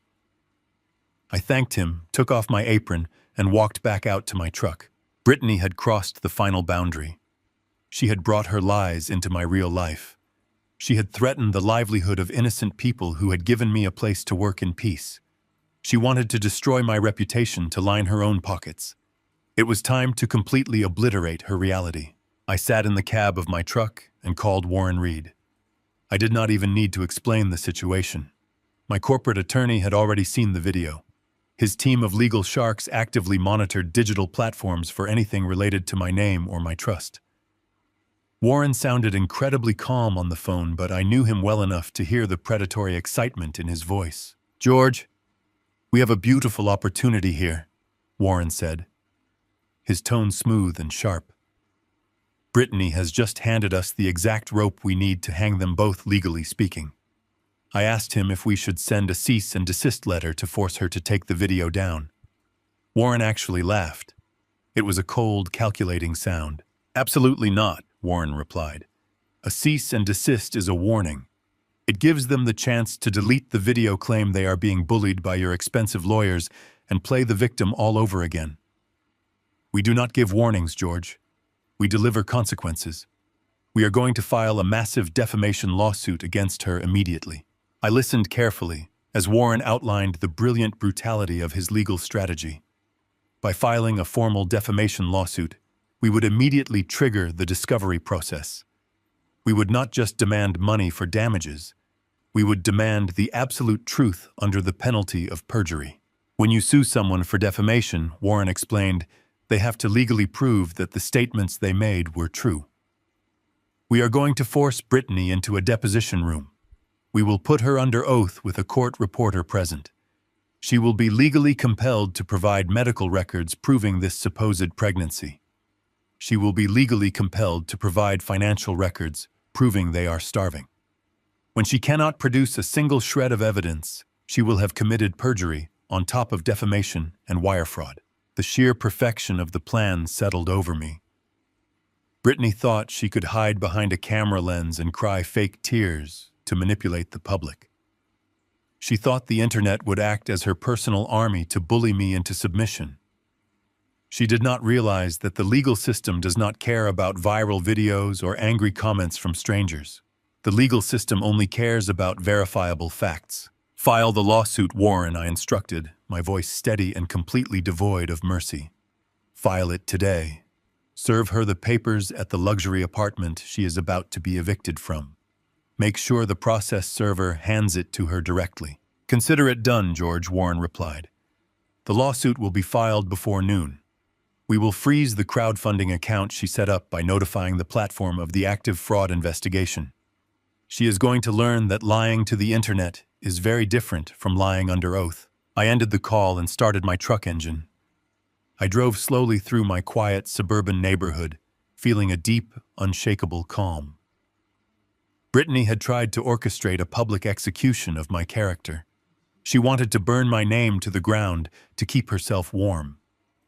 Instead, she had just willingly walked into a devastating legal trap from which there was absolutely no escape. She wanted the attention of the world. Now she was going to get the undivided attention of a federal judge. The countdown to their complete and total destruction was moving faster than ever. The lawsuit landed on my son and his wife like a massive block of concrete dropped from a towering height. When my attorney Warren filed the defamation suit, he did not ask for a modest sum or a gentle apology. He filed it with the full aggressive weight of my hidden trust fund, aiming to completely paralyze them. Aaron and Brittany were absolutely terrified by the legal blow, but their terror rapidly morphed into a desperate defensive arrogance. They could not afford a competent defense attorney because their bank accounts were bleeding dry, and their physical eviction from the luxury apartment was looming closer every single day. Instead, they scoured the bottom of the legal barrel and found a man willing to take their case on contingency. His name was Victor, a shady, fast-talking lawyer who had built his entire career shaking down insurance companies and intimidating vulnerable people into quick cash settlements. Victor looked at my faded hardware store uniform, my modest suburban zip code, and my quiet demeanor, and he made a catastrophic miscalculation. He assumed I was just a poor, tired old man trying to play a high-stakes legal game I could not possibly afford to maintain. Victor immediately fired back with a massive countersuit against me. The legal document he drafted was an absolute masterpiece of fiction. To fight my defamation claims and legally validate the tearful viral video Brittany had posted, Victor needed to prove to a judge that I had established a clear pattern of financial support and then maliciously abandoned my pregnant daughter-in-law to suffer. To prove this ongoing support, Victor did exactly what Warren and I had prayed he would do. He officially submitted the $95,000 luxury auto loan directly into the public court record. He proudly presented the forged guarantor signature as absolute undeniable proof that I was an active, willing participant in their lavish financial lives. By filing that specific document in a federal court, Victor legally cemented the wire fraud. Aaron and Brittany were no longer just telling lies on the internet to gain sympathy. They had willingly brought a major felony directly into the judicial system. The deposition took place on a rainy Tuesday morning inside a sterile, windowless conference room in downtown Chicago. The room smelled faintly of old coffee and the sharp ozone from a humming copy machine down the hall. I sat at the long, heavy mahogany table wearing a simple gray suit I had owned for over 10 years. Warren sat right next to me, organizing his immaculate leather binders with the calm, cold precision of a surgeon preparing for a highly complex operation.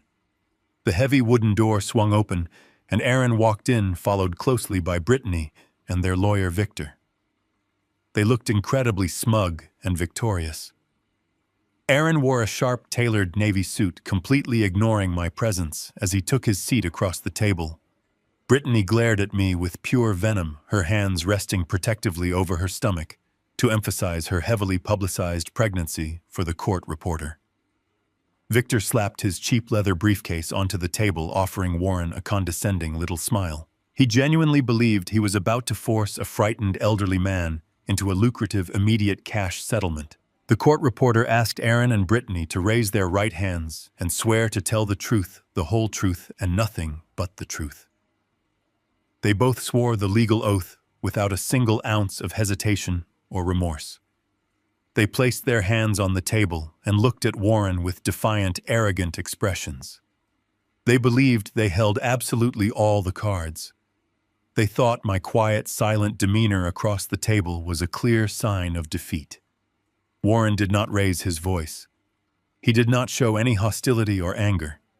He simply opened his first binder and began the questioning with a slow, methodical, and deadly pace. Warren started by asking Aaron to describe the history of my financial involvement in their daily lives. Aaron leaned back in his comfortable chair, speaking loudly and clearly, so the court reporter would capture every single lie. He stated under oath that I had promised to pay their downtown apartment rent indefinitely. He claimed I had verbally guaranteed them total financial security so they could focus entirely on building their family without stress. Warren nodded politely, taking a note, and then steered the conversation directly toward the luxury vehicle. He slid a crisp copy of the auto loan application across the table. He asked Aaron to confirm for the official record that I had willingly and knowingly co-signed for the $95,000 car. Aaron did not even blink. He looked down at the document and confidently stated that his father happily agreed to co-sign that loan to ensure his future grandchild had safe, reliable transportation. Warren turned his attention to Brittany. He asked if she had personally witnessed me agreeing to this massive financial obligation. Brittany smiled a cold, calculated smile and replied that she was standing right there when George gave them his blessing to buy the car and told them money was no object. I sat completely silently, listening to my own flesh and blood weave a tapestry of absolute lies while legally sitting under oath. Warren gave them multiple clear opportunities to correct their statements. He asked if they were completely certain about the exact sequence of events. Aaron let out an arrogant, heavy sigh and told Warren to stop wasting everyone's time. They had fully committed to the lie. The perjury was now permanently embedded in the official legal transcript forever. Warren closed his first binder and folded his hands, resting them on the table. The polite, professional demeanor vanished instantly and was replaced by the ruthless corporate predator I paid him to be. Warren informed the room that our legal team had independently subpoenaed the digital security logs from the luxury car dealership. He pulled a single sheet of paper from his briefcase and slid it directly over to Victor.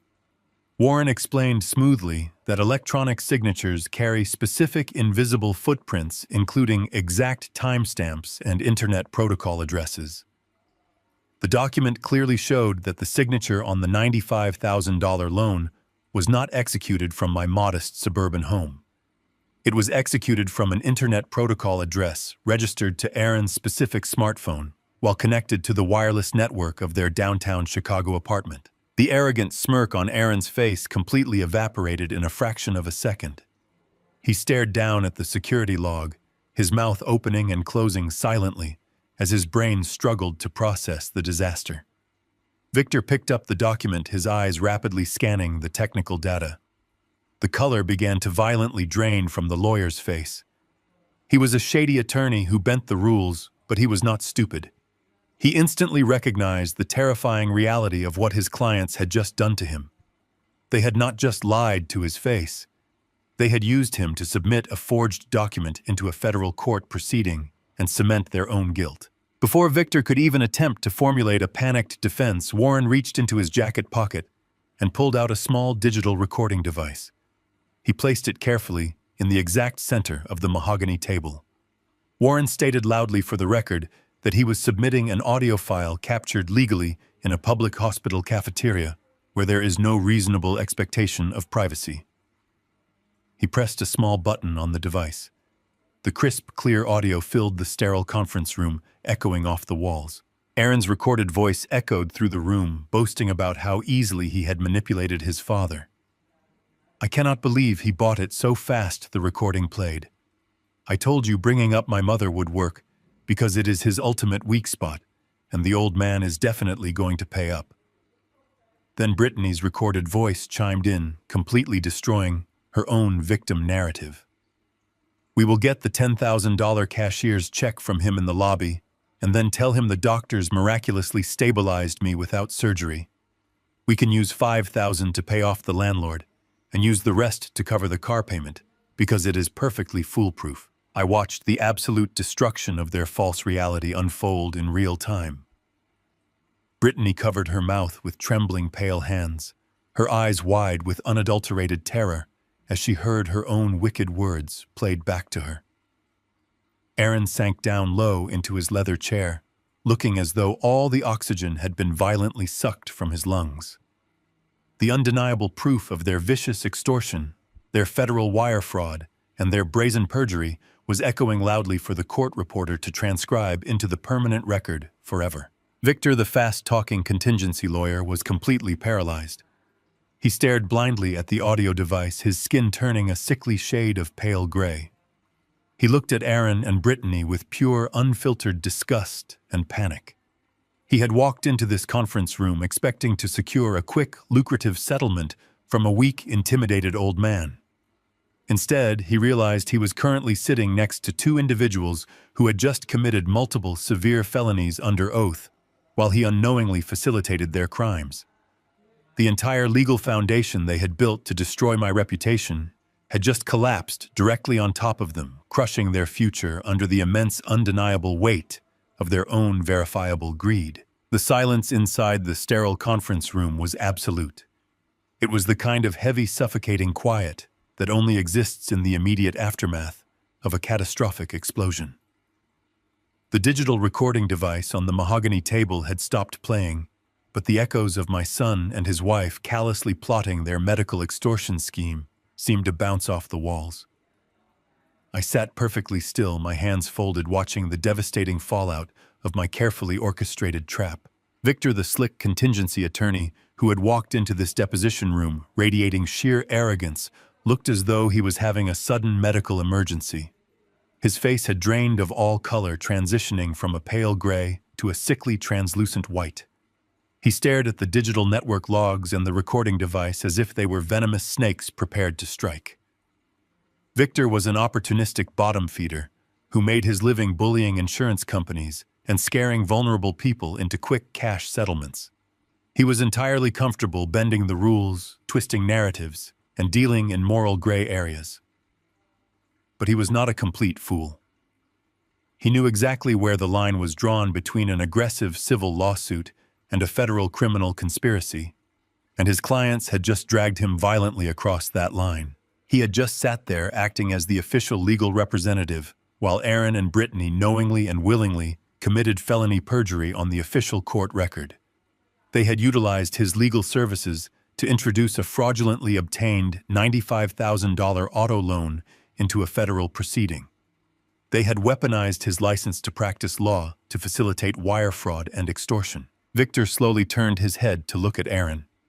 The attorney's eyes were wide, filled with a frantic, unadulterated panic. He did not ask for a private consultation in the hallway. He did not whisper a strategic pivot to his clients. He simply reacted with pure self-preservation. Victor abruptly stood up his chair violently, scraping against the hardwood floor. He looked directly at the court reporter, his voice shaking with adrenaline and fear. "Let the record show that I, Victor Elias, am immediately and officially withdrawing as counsel for Aaron and Brittany Baxter, effective this exact second." I had absolutely no prior knowledge of the fraudulent nature of these documents or the fabricated testimonies presented here today. I am entirely severing my professional relationship with these individuals. Aaron reached out his hand trembling as he tried to grab his lawyer's sleeve. "Victor, wait. You cannot just leave us here. We can explain everything. You are our lawyer." Victor violently slapped Aaron's hand away, pulling his arm back as if my son were highly contagious. "I am not your lawyer," Victor practically shouted violently, shoving his scattered legal pads and pens back into his cheap leather briefcase. "You lied to me. You used my firm to submit forged federal documents under oath.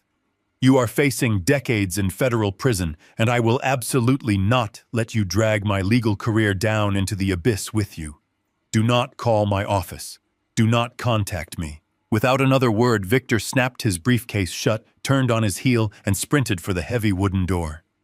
He practically tore it open, fleeing down the hallway as fast as his legs could carry him. The heavy door slammed shut behind him, with a resonant thud, leaving Aaron and Brittany entirely abandoned, completely exposed, and utterly defenseless. The departure of their attorney acted as a brutal catalyst, shattering whatever fragile illusion of unity remained between my son and his wife. For the past 2 years, they had presented a united front, standing shoulder to shoulder, in their shared arrogance and their mutual disdain for me. They had plotted together, spent stolen money together, and laughed at my supposed ignorance together. But that partnership was built entirely on a foundation of stolen wealth and unchecked greed. Now that the money was gone and the terrifying reality of federal prison was staring them directly in the face, their marriage imploded with spectacular violent speed. Brittany turned on Aaron with the ferocity of a starving animal. The mask of the sweet, distressed, pregnant victim completely dissolved, revealing the cold, calculating opportunist beneath. She did not reach for her husband for comfort. She shoved her chair away from him, her face contorted in an ugly mask of pure rage. "Fix this." "Aaron," she shrieked, her voice echoing shrilly in the confined space. "You need to fix this right now. You told me the loan was secure. You told me your father was too stupid and too old to understand digital signatures. You promised me this lawsuit would force him to pay us a massive settlement. You told me we were invincible." Aaron stared at her, utterly bewildered by her sudden venom. "Brittany, keep your voice down," he hissed, glancing nervously at the court reporter, who was still diligently typing every single word into the official legal record. "We are still under oath. We need to stop talking and figure out a plan." "There is no plan," Aaron Brittany screamed, completely ignoring his desperate warning. "You forged a federal document. You lied to our own lawyer. I am not going to a federal penitentiary because you are a complete and utter failure.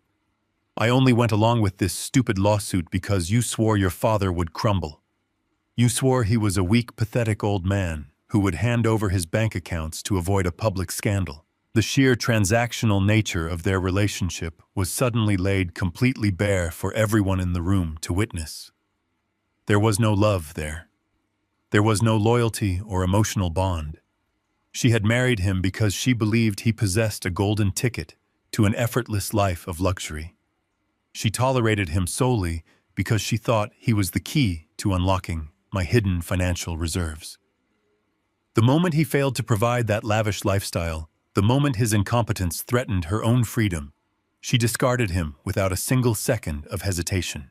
Aaron's face turned a deep, blotchy shade of crimson. His humiliation rapidly morphed into a defensive, explosive anger. "Do not act like you are an innocent victim here, Brittany," he shouted back, leaning across the table toward her. "You were the one who demanded the $95,000 car. You were the one who refused to look for a job when we ran out of cash.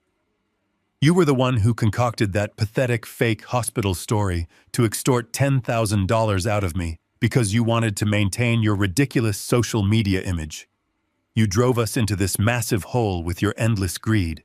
They continued to tear each other to pieces, screaming accusations, and exposing every ugly, selfish facet of their marriage. They blamed each other for the eviction, for the massive credit card debts, and for the catastrophic failure of their extortion plots. They were two parasites fighting over the carcass of their own ruined lives. Warren sat quietly next to me, his hands steepled, watching the absolute destruction of their partnership with a mild clinical interest. I simply watched my son, recognizing for the very first time that there was absolutely nothing left of the boy I had raised. Aaron suddenly stopped shouting at his wife. He looked at her flushed, hateful face and finally realized that she was never going to support him. He was completely isolated. He turned his head slowly, looking across the wide mahogany table at me. The anger and the arrogant defiance vanished from his eyes, instantly replaced by a hollow, sickening desperation. The reality of his impending destruction had finally broken through his massive ego. He slid out of his chair and stumbled around the edge of the conference table. He fell to his knees on the carpeted floor, stopping just a few feet away from where I sat. He looked up at me, tears streaming down his face, his chest heaving with panicked, ragged breaths. "Dad, please," Aaron sobbed, reaching out his trembling hands toward my shoes. "Please, you have to stop this. Tell Warren to drop the lawsuit. Tell him to erase that recording. We will give the car back today. We will drop our countersuit immediately. Just make this all go away. I am begging you, Dad. Please do not do this to me." I looked down at the weeping man on the floor. I felt absolutely no pity. I felt no urge to comfort him. Aaron continued to grovel, his voice cracking with sheer terror. "Dad, if we have to pay these legal fees, we will be completely ruined. We are totally broke. We have absolutely nothing left in our checking accounts. Our landlord posted the final eviction notice this morning. We told him we could pay him by Friday, but he flat out refuses to negotiate with us anymore. He told us we have to be out by the end of the week. If you proceed with this lawsuit, we will literally be homeless. You are going to put your own pregnant daughter-in-law on the street. Please, Dad, you have to save us one last time." I sat perfectly still, listening to his desperate, pathetic pleas. He was still trying to weaponize his impending homelessness to manipulate my emotions. He still believed that deep down I was the same soft, accommodating father who would always swoop in to rescue him from his own catastrophic mistakes. He was completely wrong. I did not break my silence. I simply looked at him, waiting for my attorney to deliver the final, crushing blow. Aaron remained on his knees on the carpeted floor. He looked up at me with tears streaming down his face, but as the seconds ticked by without my intervention, his sorrow began to harden into something else. The desperate pleading slowly twisted back into a profound sense of entitlement. He wiped his nose with the back of his expensive suit sleeve and stared at me. "Dad, are you even listening to me?" he asked, his voice rising in volume. "I am telling you that we are about to be thrown out onto the street. You have plenty of money. You are a multimillionaire. You can make all of this go away with a single signature. Are you really going to sit there in your cheap suit and watch your own flesh and blood become homeless? Are you going to put your own son on the street just to prove a point? Brittany stopped glaring at her husband long enough to realize that playing the victim was her only remaining strategy. She wrapped her arms around her stomach and let out a loud, dramatic sob. "George," she wept loudly. "Think about your future grandchild. The stress of this eviction is going to harm the baby. The property management company has been completely heartless. They do not care that I am pregnant. They do not care that Aaron lost his job. They just taped a notice to our door and told us to pack our bags. How can you let a faceless corporate landlord treat your family like absolute garbage? How will you ever sleep at night knowing your grandchild is sleeping in a homeless shelter because you were too stubborn to pay a simple bill?" Aaron nodded vigorously, pointing a shaking finger at me. "Exactly, Dad. The people who own our building are absolute monsters. They are a massive real estate holding company that buys up properties and ruins lives. We begged the property manager for a 30-day extension. I told him we had a baby on the way. I told him we just needed a little more time to gather the funds. But he looked right at me and said the owner of the building personally rejected our extension. The owner specifically instructed them to kick us out by Friday. They are ruthless, greedy parasites, Dad. You cannot let them win. You have to pay the balance and show them that our family cannot be bullied by some anonymous corporate tyrant." I sat perfectly still in my chair, listening to their passionate speeches. The sheer volume of irony in their words was almost too heavy to measure. They were attempting to manufacture a scenario where I was their ultimate savior against a cruel, unfeeling world. They wanted me to step up and fight the evil corporate landlord on their behalf. They wanted me to use my newly discovered wealth to protect them from the harsh reality of their own gross financial negligence. They genuinely believed that family loyalty was a one-way street. They believed they could forge my signature, steal my money, mock my modest lifestyle, and then demand my absolute protection the very second their actions caught up with them. I did not say a word to Aaron. I did not acknowledge Brittany's fake tears. I simply turned my head and looked at Warren. My attorney had been sitting silently beside me, observing the entire performance with a look of mild amusement. When I gave him a subtle nod, Warren reached for the last leather binder sitting on the edge of the mahogany table. It was the only binder he had not opened during the entire deposition. The room fell entirely silent as Warren unclasped the leather strap. The loud click echoed in the sterile conference room, making Aaron flinch. Warren opened the heavy cover and retrieved a thick stack of legal documents. The papers were printed on heavy stock paper, complete with raised corporate seals and official state watermarks. They were not bank statements or civil lawsuit filings. They were commercial property deeds.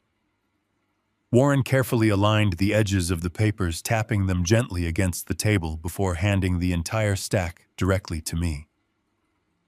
I took the documents in my hands, feeling the weight of the ultimate truth they contained. I looked down at Aaron, who was still kneeling on the floor. I held the stack of papers out to him. He hesitated for a moment, his eyes darting between my face and the documents. Slowly, he reached out his trembling hands and took the papers. Brittany leaned forward in her chair, straining her neck to see what I had just handed to her husband. Aaron flipped to the first page. His eyes scanned the bold black text printed across the top of the official deed. The document clearly listed the exact address of the luxury downtown Chicago high-rise, where Aaron and Brittany had lived for the past 2 years. It detailed the square footage, the property lines, and the commercial zoning codes. But the most important part of the document was the section outlining the primary ownership. The property did not belong to a faceless corporate conglomerate. It did not belong to a massive real estate holding company. The official owner of the building, the sole proprietary entity holding absolute control over every single unit in that luxury high-rise, was a private commercial trust. The named executor and sole beneficiary of that trust was George Baxter. I watched Aaron's eyes widen as he read my name printed on the commercial deed. His pupils dilated in sheer absolute terror. His hands began to shake so violently that the heavy papers rattled against each other. He read the line again and again, his brain desperately trying to reject the impossible information it was receiving. The cruel anonymous landlord he had just spent 5 minutes cursing the ruthless owner who had personally rejected his desperate plea for a 30-day extension was sitting directly across from him. Aaron looked up at me. His face was completely devoid of color. His mouth hung open but no words came out. He was entirely paralyzed by the sheer magnitude of the revelation. I leaned forward in my chair, resting my forearms on the mahogany table. I looked directly into my son's terrified eyes, and I spoke with a calm, devastating clarity. "Your landlord refused to negotiate, Aaron," I said, my voice perfectly smooth and completely merciless. "Your landlord ordered the property manager to reject your 30-day extension.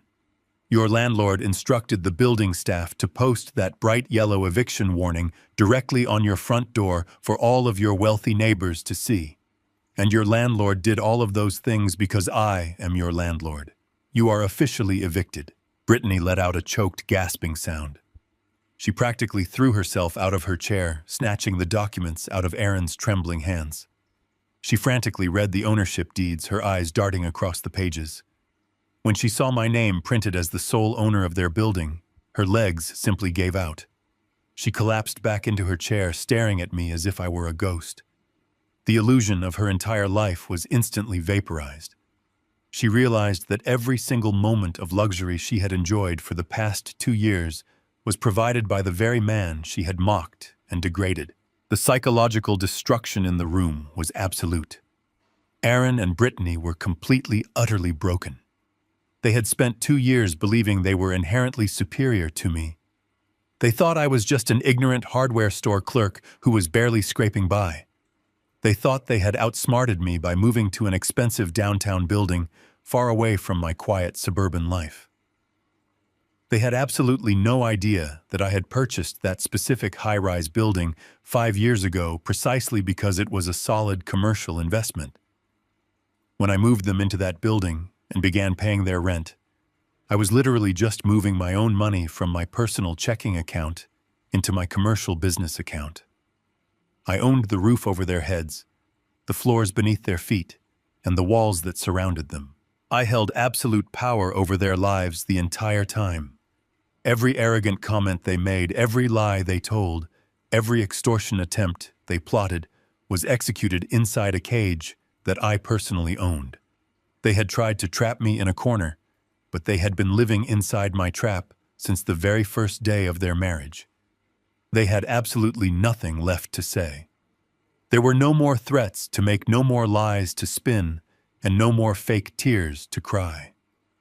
They were drowning in massive debt, facing federal criminal charges for wire fraud, and they were being thrown onto the street by a man they had deeply underestimated.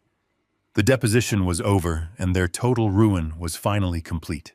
The crushing silence in the conference room shattered the moment the reality of their eviction fully registered. Brittany did not weep. She did not ask for forgiveness or try to appeal to any remaining shred of my paternal affection. Instead, she turned her absolute terror into a weapon and aimed it directly at the man kneeling beside her. She looked at Aaron with a level of revulsion that was almost terrifying to witness. The transactional nature of their marriage was completely exposed for everyone in the room to see. She had stayed with him for the luxury high-rise, for the imported furniture, and for the promise of a massive inheritance. Now that the building was mine, the furniture was unpaid for, and the inheritance was legally secured in an impenetrable trust, he was completely useless to her. She sprang up from her chair, kicking it backward so violently that it crashed into the wall. She pointed a shaking, manicured finger at Aaron's face. "This is your fault," she screamed, her voice shrill and echoing off the sterile walls. "You told me you had the money handled. You told me the $95,000 car loan was completely legitimate. I had absolutely nothing to do with that forgery, George. You have to believe me. He stole your social security number. He typed in your information on his laptop while I was sleeping. I told him not to do it, but he is completely obsessed with looking rich. Aaron stared at his wife, his mouth opening and closing in mute horror. The betrayal paralyzed him more completely than my revelation about the apartment building. "Brittany," he whispered, his voice breaking into a pathetic rasp. "What are you doing? We did this together. You were sitting right next to me on the couch when we filled out the application. You picked out the exact color of the leather seats. Do not lie to try and drag me down with you, Aaron," she shrieked, venom dripping from every single word. "I am not going to a federal penitentiary because you are a complete failure of a husband. I am pregnant. I am a mother. I am not taking the fall for your pathetic attempt to steal from your own father." She scrambled to gather her belongings. She snatched her expensive designer handbag off the table, stuffing her phone and her keys inside with frantic, jerky movements. She was operating on pure animal panic, trying to sever all physical and legal ties to the sinking ship that was her husband. She looked across the mahogany table at me, and then at Warren, attempting to force a desperate, innocent smile onto her face. "George, please," she begged, her voice trembling with manufactured sincerity. "You know I always liked you. I always told Aaron he needed to treat you better. I will sign whatever divorce papers I need to sign today. I will pack my things and leave the apartment by tonight. Just let me walk out of here. Please do not include me in this lawsuit. I was manipulated by him just like you were." I did not offer her a single word of comfort or condemnation. I simply sat, with my hands folded, resting on the smooth wood of the conference table. Warren remained equally silent, his expression completely unreadable as he watched her frantic performance.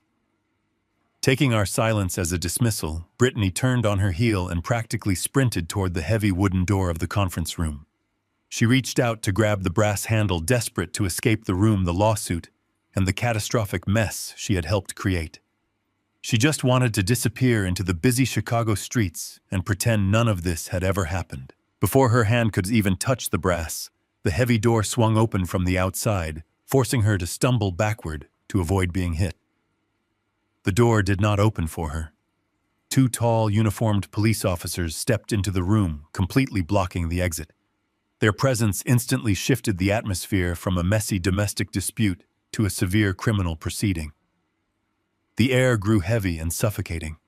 The officers wore stern professional expressions, their hands resting casually near their utility belts.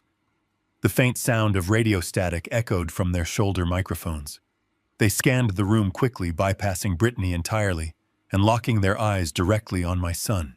Brittany let out a sharp, terrified gasp and pressed her back against the wall, sliding as far away from Aaron as physically possible. Warren slowly stood up from his chair, buttoning his suit jacket. He had coordinated this exact timing perfectly. While their sleazy contingency lawyer was frantically running out of the building to save his own career, Warren had quietly signaled the authorities waiting down the hall. The trap had been flawlessly executed, and now it was time for the steel jaws to snap completely shut. "Aaron Baxter," one of the officers asked, his voice deep and authoritative, cutting through the tension in the room. Aaron could not speak. He was still kneeling on the carpet, staring at the police officers with wide, unblinking eyes. He slowly nodded his head, moving like a man trapped in a terrible, slow-motion nightmare. The officer stepped forward, bypassing the mahogany table and approaching my son. "Please stand up and place your hands behind your back. You are under arrest for felony wire fraud and felony identity theft in relation to the fraudulent securing of a $95,000 automotive loan." The words hung in the air, absolute and irreversible. This was no longer a threat. This was no longer a familial argument over ungrateful behavior or unpaid rent. This was the crushing weight of the federal legal system coming down on a man who believed he was entirely above the law. Aaron slowly pushed himself up from the floor. His legs were shaking so violently he could barely stand.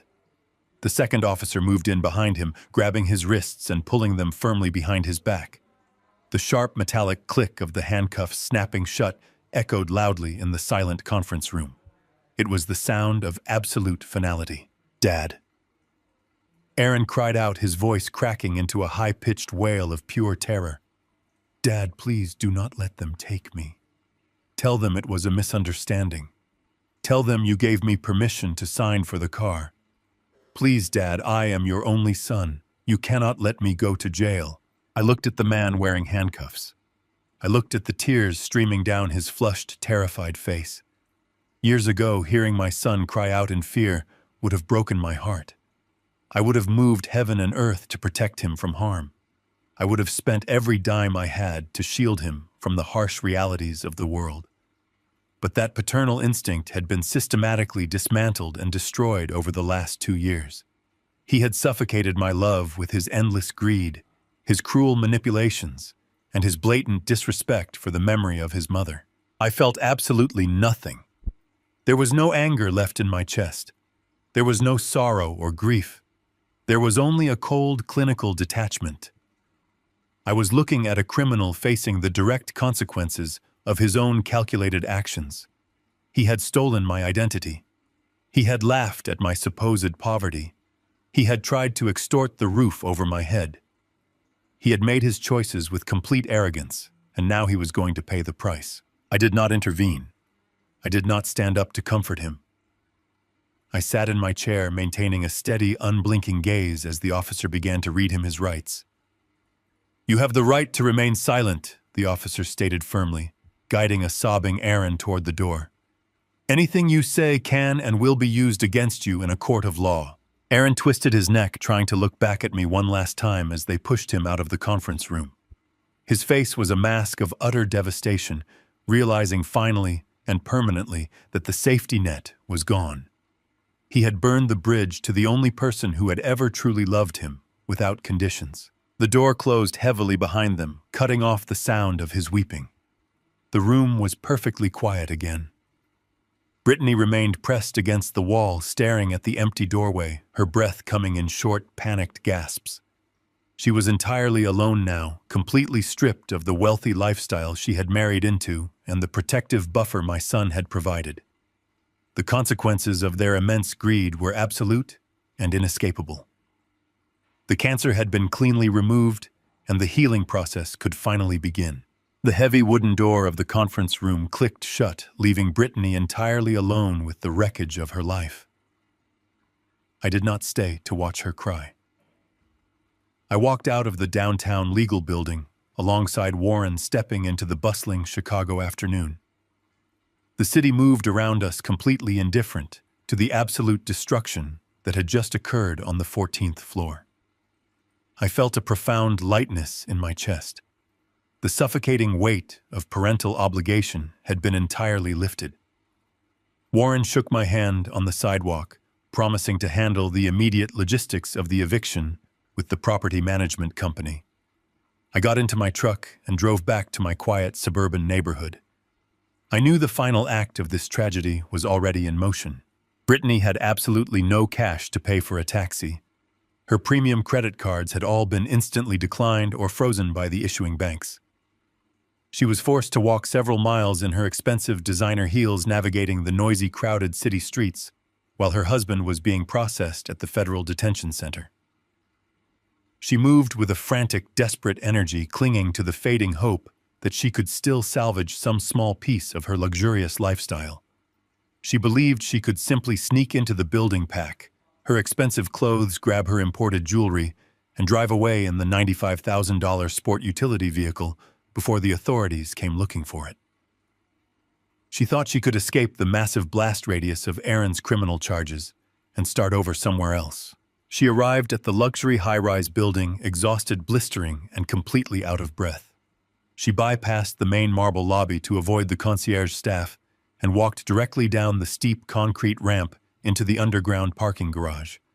She hurried toward their assigned premium parking space, digging frantically through her leather handbag for the heavy vehicle key fob.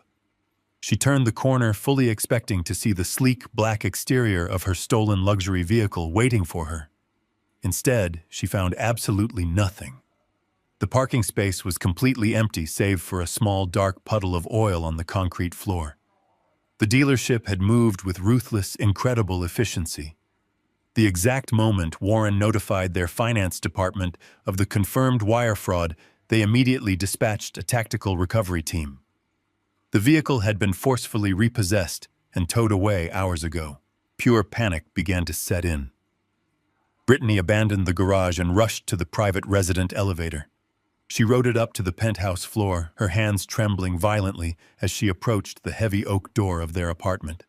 She slid her electronic key card into the digital lock, expecting the familiar green light and the soft mechanical click.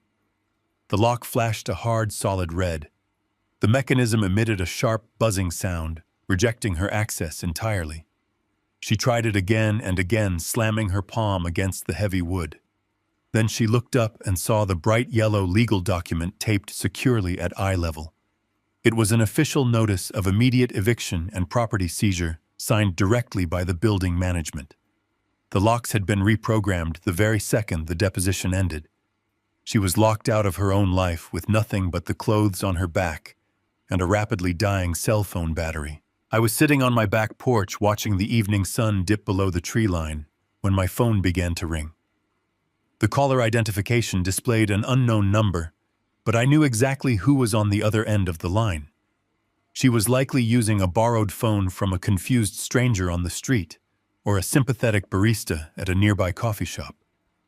I pressed the accept button and brought the receiver to my ear. I did not say hello. I simply activated the secondary recording application on my tablet and let the silence hang heavily over the cellular connection. "George, please do not hang up," Brittany sobbed.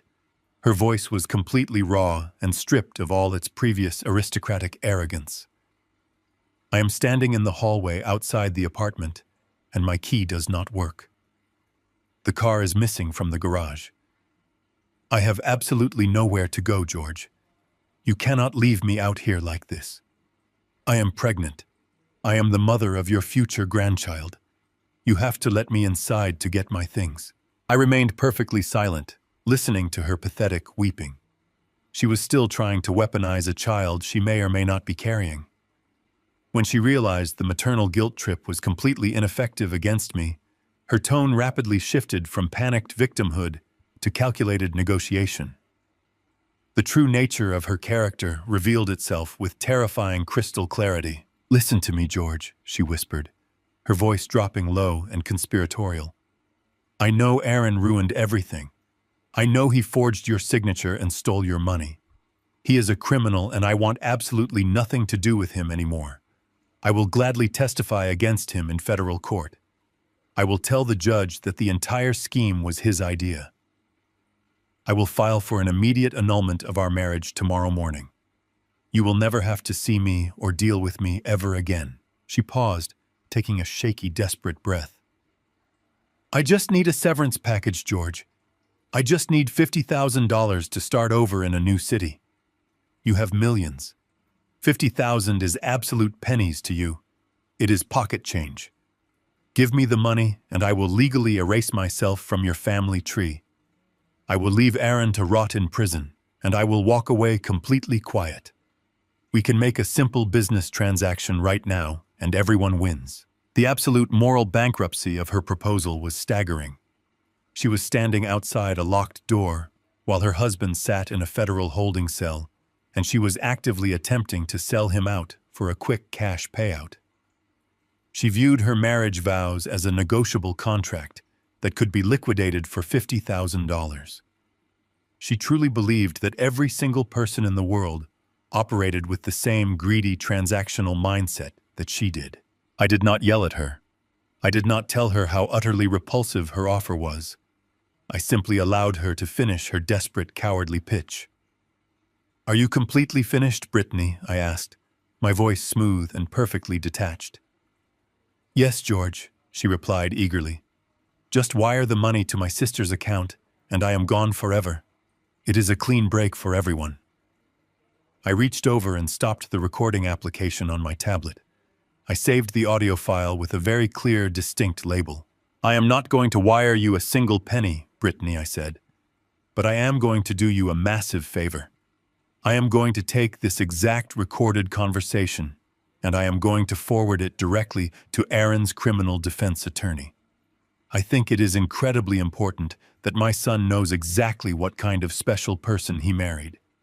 I think he deserves to hear his loving wife offering to sell him to a federal prosecutor for $50,000 while he is sitting in a jail cell waiting for his arraignment. "No, George, wait!" Brittany shrieked, pure panic exploding in her voice.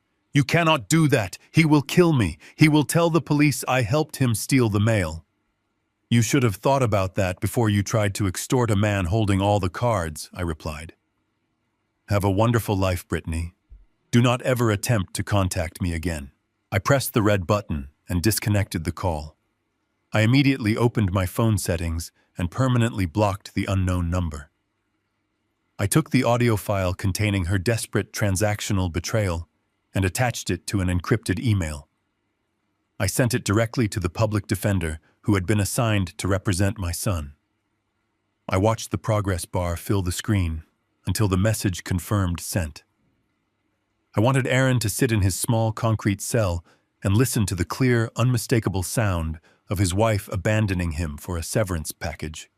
I wanted him to realize that the glamorous high society partner he had chosen over his own father viewed him as nothing more than a failed investment. I set my phone down on the patio table and leaned back in my chair.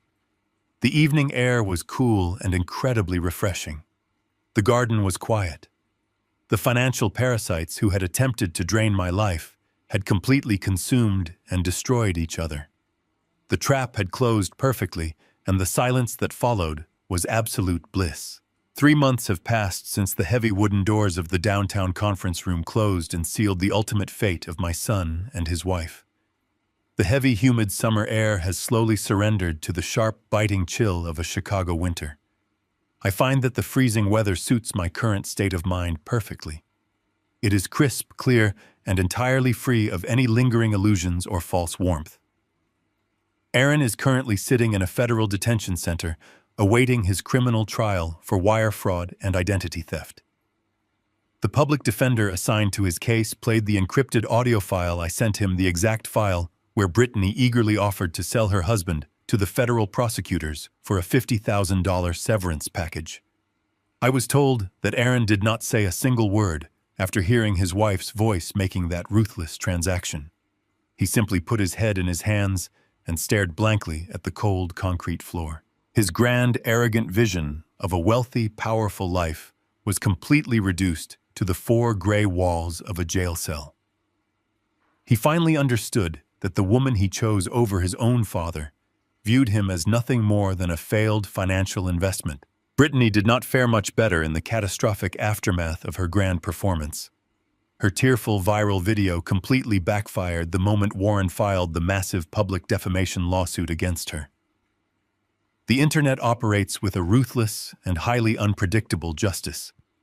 The very same strangers who had initially offered her sympathy and crowdfunding donations quickly discovered the public court records detailing her massive credit card fraud and the forged auto loan. The digital crowd turned on her instantly. Her social media accounts were flooded with absolute outrage, forcing her to delete her entire online presence just to escape the relentless harassment. Her pristine public reputation was completely annihilated. She now lives in a cramped, run-down studio apartment in a bleak suburban neighborhood, miles away from the downtown luxury she desperately craved. She takes the public bus to a grueling entry-level retail job just to pay for her basic groceries. There was no golden severance package. There was no clean break. There was only the harsh, unforgiving reality of living exactly within her actual means. I sat across from Warren Reed in his expansive corner office overlooking the sprawling city skyline. The heavy oak desk between us was completely bare except for a single stack of official legal documents. We were not preparing for another stressful battle. We were finalizing the absolute end of the war. I picked up a heavy brass pen and signed my name on the final line of the commercial real estate contract. I had officially sold the luxury high-rise building where Aaron and Brittany used to live. A massive international holding company had offered me a highly lucrative premium price for the property, and I accepted it without a single second of hesitation. I did not want to own a building that held such toxic, exhausting memories. I wanted that concrete structure out of my financial portfolio entirely. Warren collected the signed papers and gave me a rare, genuine smile. He informed me that the capital gains from the sale had successfully settled into my primary blind trust. The numbers on the computer screen were astronomical, but they brought me no inherent joy. I looked at Warren and instructed him to immediately wire a massive portion of those profits directly to a national legal defense fund. I specifically chose an organization dedicated to protecting vulnerable senior citizens from financial exploitation and family abuse. I wanted the immense wealth that my son tried to weaponize against me to be permanently transformed into a powerful legal shield for people who could not afford a shark like Warren Reed. I wanted to ensure that other elderly parents facing the terrifying threat of false guardianship petitions or fraudulent evictions would have the fierce legal ammunition they needed to fight back and win their freedom. Warren processed the massive charitable donation immediately. He shook my hand and told me it was the greatest privilege of his long career to represent me. The next morning, I woke up long before the sun crested over the horizon. My suburban home was wrapped in a deep, comforting silence that I had not experienced in years. I walked into my clean, quiet kitchen and brewed a simple pot of dark roast coffee. I did not check my phone for frantic emergencies. I did not brace myself for a barrage of manipulative text messages or fabricated hospital crises. My daily routine was entirely my own again. I walked into my bedroom and reached into the closet. I bypassed the row of expensive tailored suits I used to wear during my corporate logistics days. Instead, I pulled out my faded denim apron and my worn-out flannel shirt. I laced up my scuffed leather work boots and grabbed my car keys off the kitchen counter. I drove my old reliable truck through the quiet residential streets heading toward Miller Hardware. The heater roared gently, warming the cab of the truck as I watched the morning frost slowly melt off the windshield. Some people might look at me and wonder why a man with millions of dollars safely hidden in an offshore trust would willingly wake up at dawn to sweep floors and stock shelves for $14 an hour.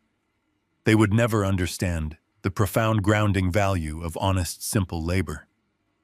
Working at the hardware store kept me firmly tethered to reality. It kept my hands calloused and my mind incredibly sharp. It was a completely honest transaction. I provided my time and physical effort, and they provided a fair, reliable wage. There were no hidden agendas, no emotional manipulations, and no toxic strings attached to my paycheck. I walked through the sliding glass doors of the hardware store and greeted my manager Dave with a firm handshake. The store smelled pleasantly of cut pine wood and fresh potting soil. I grabbed my rolling cart and headed toward the paint department to begin my morning shift. The aisles were quiet and peaceful for the first few hours. About halfway into my shift, a young couple walked down the aisle looking completely overwhelmed. They were holding hands tightly, their fingers stained with white primer and plaster dust. The young man looked at me and politely asked for help matching a specific shade of blue paint for a nursery room. They explained that they had just purchased their very first home, a small broken-down fixer-upper on the far edge of town.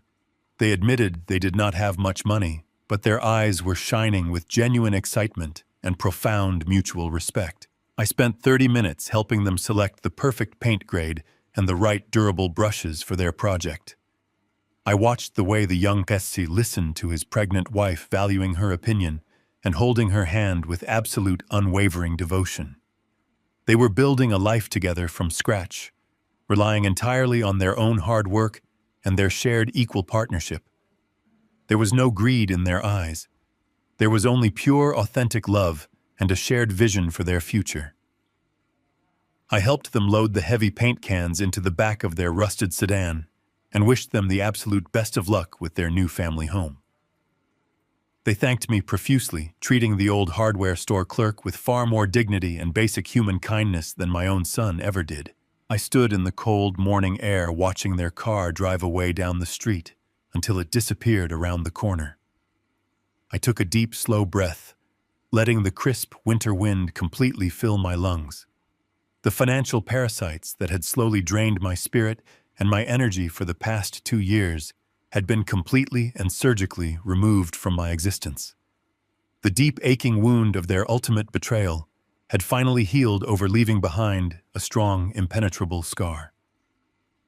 My hidden wealth was completely secure. My quiet suburban home was my peaceful sanctuary once more. But most importantly, my self-respect and my dignity remained perfectly intact. I turned around and walked back inside the warm, brightly lit hardware store, ready to finish my shift. I had lost a son, but I had finally reclaimed my own life. And that trade was worth absolutely every single penny. The story teaches a powerful lesson about the true nature of wealth and value. Real wealth is not defined by the balance in a bank account, the price of one's clothes, or the exclusivity of the restaurants one frequents. Instead, genuine richness comes from authenticity, dignity, and the ability to treat others with respect and empathy regardless of their perceived social standing. The mother's test reveals that those who are overly obsessed with money and status are often masking a deep inner emptiness. Ultimately, true peace and freedom are found when we shed the need to impress others and choose to live honestly, valuing genuine connections over material possessions. Share this story with someone who needs a reminder that true wealth comes from within.